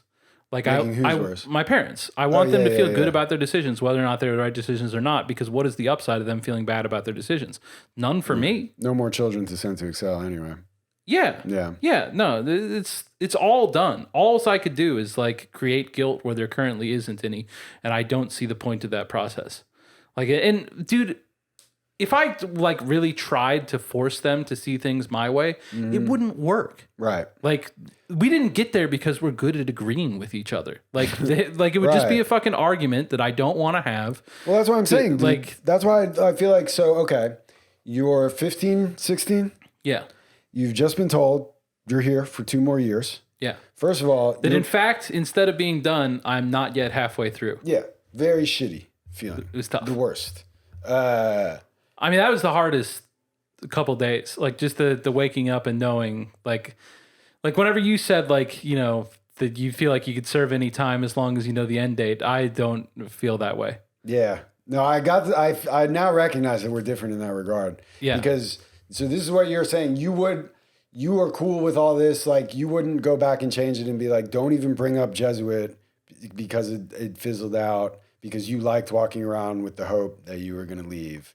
Like those months were so tight walking around under that misapprehension that works. Yeah. Whereas I would just as soon not have had the hope tangled. It was like the that. only time I felt good. Like, why would I want to give up the only time I felt good for any reason? Yeah, I guess. Yeah, I mean, it's an exaggeration. You weren't there for Shawshank era, dude. Because that was like drilled in. The guy that killed himself because he had too much hope.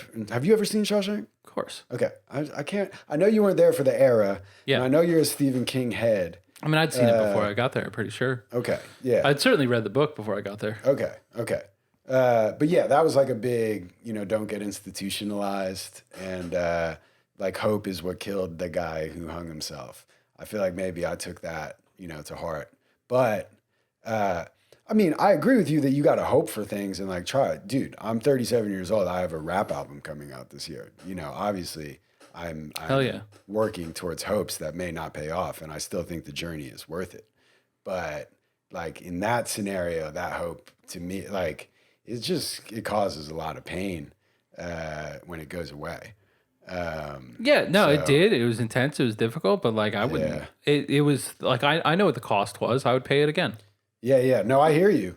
But I'm just saying. So when you then find out that you're not, or whatever, or when did you say the thing about like being glad to have worked? Was that when you left Excel when you graduated? Yeah. Okay. Yeah. I mean, that's 2 years down the road, dude. I mean, I thought you were saying that right when you found that out. You're like, oh, well, good. I'll get to work with more kids. I was like, that's probably you just didn't want to get burned. I'm confident I did say something that was intended to make them feel better about the decision they were informing me they had made. Well, they had just had a meeting. Fuck, she might have been talking about what I said then. I don't know. I mean, well, I think either way, of all the things we've talked about, this memory is the fuzziest for me. Really but she relayed to me what she remembers I said. You just got in a lot of trouble for the way a visit went about this exact subject. So, I mean, we're talking about like a year apart. Yeah, but I'm still saying, I don't really blame you for being like, let's just, all right, it is what it is. I'm not convincing anybody. And if I bitch about it, you know what I mean? Like I had a visit when I learned, Sally was basically the one that told me it wasn't happening. But I had a visit afterwards, and it's not like I was like, what the fuck, mom and dad? You fucking, you know what I mean? Like there would be no point. Yeah. Like you said. So I think that's what I was saying. I think it might be kind of the same thing. I mean, you see what the consequences are for your life when they're mad at you about things, like that your entire freedom gets taken away. So like everything else supersedes making sure that they're not mad. Yeah, I mean, when you're in that scenario, you're just trying to in this case is my parents for that one. Okay. I meant the other ones. But they're the same thing in this case, because you don't know that they're not going to go back to Jamie and Christy or whoever and be like, we told him and he tried to convince us again. It's like, yo, you would get killed. Yeah. You know what I mean? And it doesn't just have to be he tried to convince us again. He was moping about it. He seemed off about it. He didn't seem happy about it. It would be like, you put on a little bitch fit in front of your parents, blah, blah, blah. It would have been really bad. So I think it's a natural tendency to err I didn't get in trouble off of any of it. Yeah. I mean, yeah, that makes sense. I think you probably were acting to prevent that. Yeah. Because it sucks to get in trouble. Yeah. Like, I don't know. I mean, one of the things I've noticed in not every message, but a lot of messages we've gotten are people saying they have guilt. And I'm thinking to myself, what the fuck do you have to be guilty about? Like you had it hard, like the people that have reached out to us.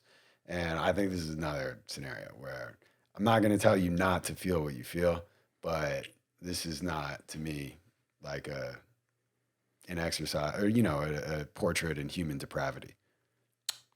It's a kid trying to do what he can. You just want to, everyone wants to like tell themselves a story about who they are. And this makes it, impossible for me to tell the story that I want to tell. Yeah. And I don't like that. It's difficult for me. It's a dark night of the soul. Yeah. For sure. Yeah. I think there's a lot of good stuff on the other side of the distress. Yeah, I don't know. It was mainly just 2 more years of being there. No, I mean like right now. Like Okay. as we like no, I'm not saying that. Yeah, those next 2 years, I think they're pretty good, dude. You know, Excel. I disagree. When you're a senior, it really opens up. You get to Yeah. write a paper. Mm-hmm. Yeah. Go to Baylor Classics maybe. Yeah, no, we had to write a research paper junior and senior. And the junior one was Mr. John signing it. And that was the English teacher that was there for 1 year. Yeah, the one I liked. I think I think I met him when they hired him, but I left like right then. That makes sense. I think I even kind of like half remember that. Yeah. Because I probably did have the thought of like Alex would think this guy's tight. I think that's why they made sure we met each other. Yeah. He was tight. Because like as far as like the things that I've described previously that he was doing that I found beneficial of like suggesting a wider world of intellectuals. Yeah. I would say that like, you know, you were probably the closest that I'd come man. to that prior to that of just like someone who actually like has heard of all these books. Thanks, man. Well, a lot of that was sitting at Excel and study hall, but I'm Yeah, glad. but you know that there was a ton of kids there yeah. that had the same things that were just like, you know. Oh, yeah. No, I agree. Yeah. Dude, whoever put those, I don't think I've really fully discussed it on the pod, but a lot of it was like somebody's college books. They were like old Norton anthologies. I would love to know where they came from. And they were like from the 70s. So it was and there was some amazing stuff in there. Yeah, it ruled. Dude. The one that Daniel was really focused on that I loved, they had like an anthology of pre-Einstein physics. Whoa. And like it was written somewhat like reporting and also somewhat of like, check this shit. Like they used to believe the wildest stuff. Yeah. I always remember Alfred Lawson had like a field that he called Lawsonomy. What's up? Then and like just it was explaining the way the world worked. It was just like the Aurora Borealis was like everything was suction and pressure, like that was all the force of movement in the world was like, you know, like Aurora Borealis was the pressure being like released from the interior of the world. Okay. And like that was like propelling us forward. I don't know. I can't disprove that as I sit here. It's a lot. He is on Wikipedia. Alfred Lawson. I'm check that out. But I always get like zigzag and swirl is another catchphrase. Okay, what does that mean? I don't remember. Those are the different forces. I have some things in my head, like random images and pictures, but I'm not going to be able to cohere them into a sentence. I mean, it's like trying to explain movement. Okay. Like that all cells are like swirling while your body is zigzagging, and like that. I don't know. I think that makes sense. Kind of like people in a group are kind of swerving while the group is kind of like individual actors are doing their own thing, but they're part of a bigger whole that acts cohesively. I think you're attaching more coherence to that than it intrinsically has. Stephen Smithsonian, but I think. Yeah, dude, I always freak out though when we laugh at the old scientists because it's like it's gonna be us. Gotta be. Like all these fucking assholes. Dude, they said don't wear masks when COVID started. They clearly did. Like, I mean, come on now. Chuck Klosterman has a book about this. It's a good book. COVID masks? No, just it's like called What If We're Wrong? Scientists being wrong? It's attempting to like say what are the ideas that we are most likely like looking back, it's obvious that like something that we currently think is going to be laughable in the future. Right. What do you think that thing is? Right. Well, I think it's all of it, dude. Like surely we got something right. I don't think so. I really don't. Like because the elemental table. Nah. Gravity. I mean, I get that they produce models that like reproduce, but I like the explanations have to be all wrong. Our brains just aren't big enough, man. Like reproduction. You think we don't understand that correctly? You think when does life begin, dude? It's not a sperm and an egg. I mean, a sperm hits an egg and fertilizes it. Yeah, I guess, but you know, I guess we know that. You said everything was wrong. I bet we're wrong about a lot of aspects of like that process. I mean, obviously, I don't want to get too vulgar on this podcast, you know, but yeah, that process clearly does happen. but I think, all right, you got me with that one, dude. Sperm's hitting egg. All right, fair enough. That seems to be the case. But what is actually going on there? You know what I mean? And he doesn't spend the whole book on that. He has like the thing about like, I guess all of it's just about how our current times will be warped by the passage of further time. And so he's talking about how it is common in musical genres that are not like in the, their ascendancy get reduced down to an artist, like John Philip Sousa for big band music or Bob Marley for reggae. Okay. Like that you tend to think of the entire genre somewhat, or at least like largely being encapsulated by the person. When like, in fact, during its heyday, to its adherents, it was far more complex. Right. And then trying to predict what that's going to be for rock and roll, and then considering some counter scenarios. Because obviously everyone agrees, like your first guess for like if rock music gets compressed down to a single artist, it's going to be the Beatles. I don't agree with that. But he's saying like he takes some time to like, be like, well, yeah, I know that's going to be the answer to everyone, but that's kind of boring. So let's keep going. Like, let's find other things to talk about. And, just like if it were Elvis, then like you would be left with the mistaken impression in the future that like writing your own music was like not an essential part of the genre. And that like most people had their music given to them in like an Elvis style. Like you could see how it happened, right? I guess. Did he not write his songs at all? No, I don't think so. Huh. Okay. I mean, the Beatles did cover songs. Yeah. Like, that's how they broke out. Yeah, no, certainly. But they wrote, obviously, Lennon, McCartney, icons. They are pretty good songwriters. The other guys wrote some songs too. I mean, maybe not up to that Ed Sheeran level, but they're trying. Yeah, I think Ed Sheeran is probably a better songwriter than Paul McCartney. Well, Paul. Most people on Earth are better than Paul. Oh, really? Okay. I thought I was being charitable by picking the best one. Yeah, dude. Paul's got the melodies, dude. I mean, obviously, as Excel kids, we've had a lot of time listening to the Beatles on the oldie station. You'd almost wish for more. Like, oh, really, dude? It was Beatles fucking 24/7 when I first got there.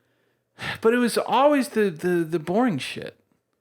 Like the earlier stuff? Or, yeah. Yeah. It wasn't much of the later stuff as much. That shit sucks. I mean, they would play the singles, the later singles. Not often. Not often enough for me. Hey Jude. I would hear Eleanor Rigby, but I wanted to hear it a lot more than I did. That was like a constant. Like that was on all the time. Maybe we had that on a mixtape though. I can't remember. Yeah, if you did, by the time I got there. Yeah. I think my favorite musical moment, hard to say, just because they're all. I got two. Can I give you two? Give and then maybe we can do an episode break. And I don't know where. We're at 2 hours. Okay. Do you want to end on the two or start on the two? We can end on the two. Okay. The second one's the one that you were not there for.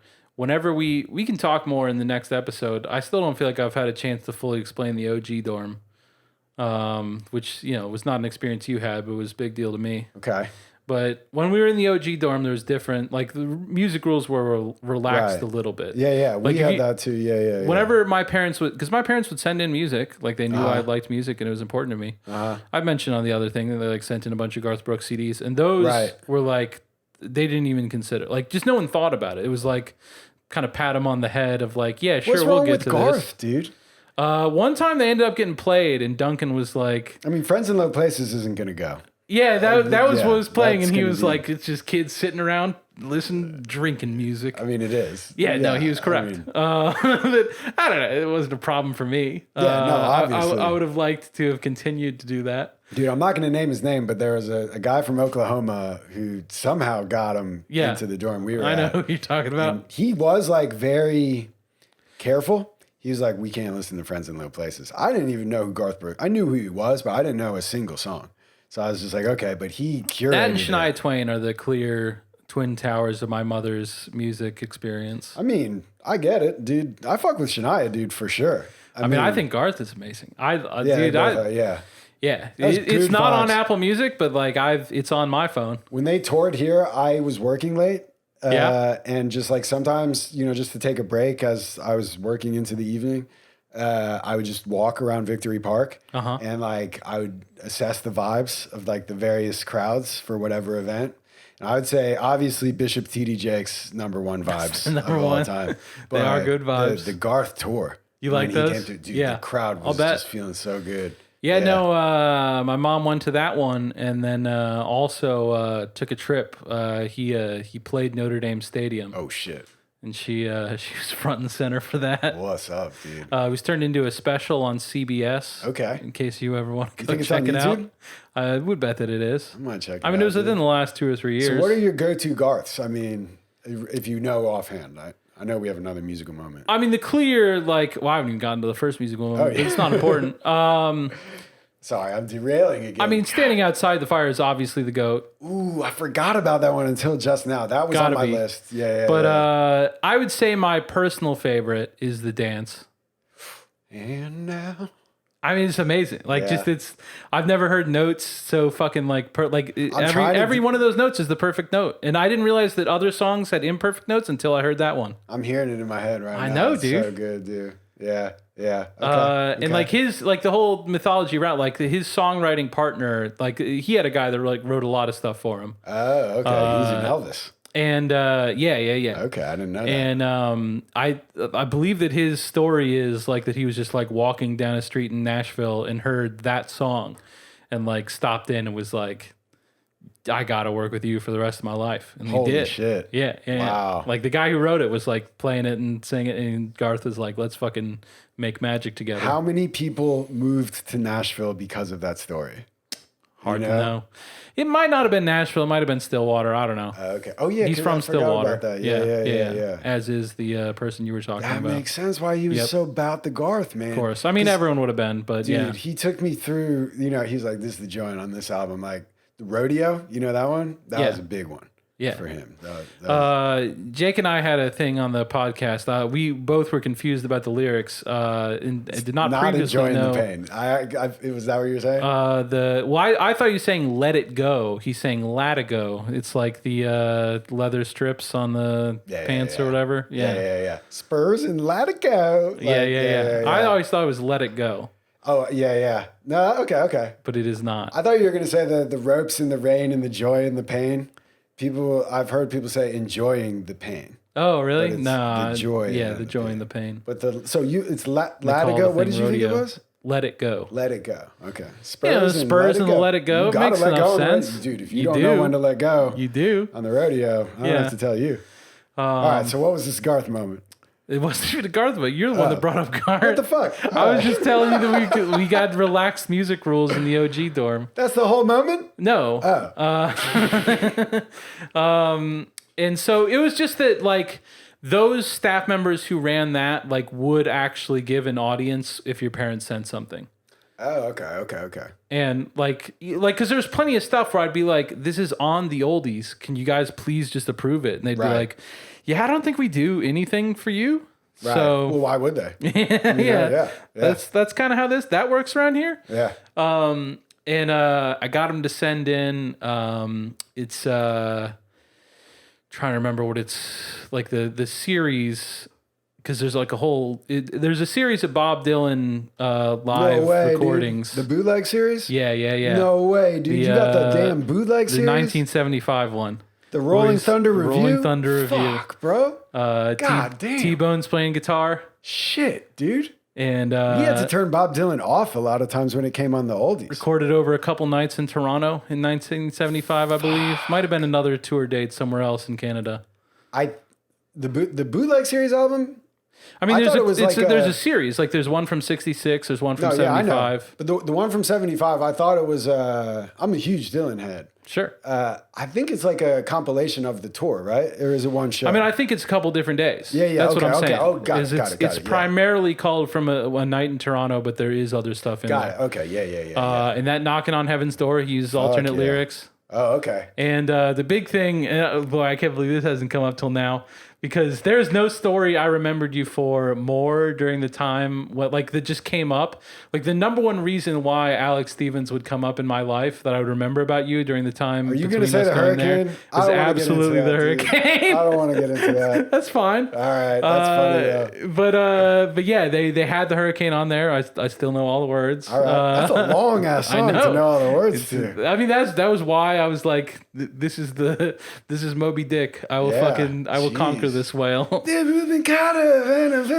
mean, at this point in my life, I need the music. You know what I mean? And like, there might be a couple times where I'm kind of like, but it's a long fucking song, so give me a break. I don't remember the hook. I mean, I know the beginning. Yeah. I mean, the whole. You see the movie? Story of the hurricane. Yeah, I think. Yeah, I have. I was gonna say I thought we played it there, but I don't think I was there for that. Yeah. Did they play it? Because I think that's why it came up.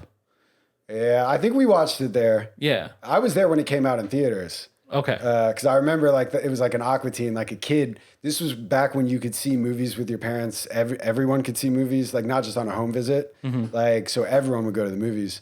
And he saw it. I just remember he came back. He's like, dog, there's this part, dude, where like his babe is in there. Mm-hmm. And she's like visiting him. And he's like, I can't see you anymore. It's too hard for me. It's probably to our point about hope. You know what I mean? Like you got to, and he just like kisses his hand and just like hits the window. And he's like, don't visit me anymore. And I was like, holy shit, that movie sounds fucking awesome. It is? I'd never seen it like all the way through. But yeah, I know why. Yeah. But yeah, so that was great. I loved having that and just being like, that was a Saturday, like fucking start it. That's huge. Go front to back. Yeah.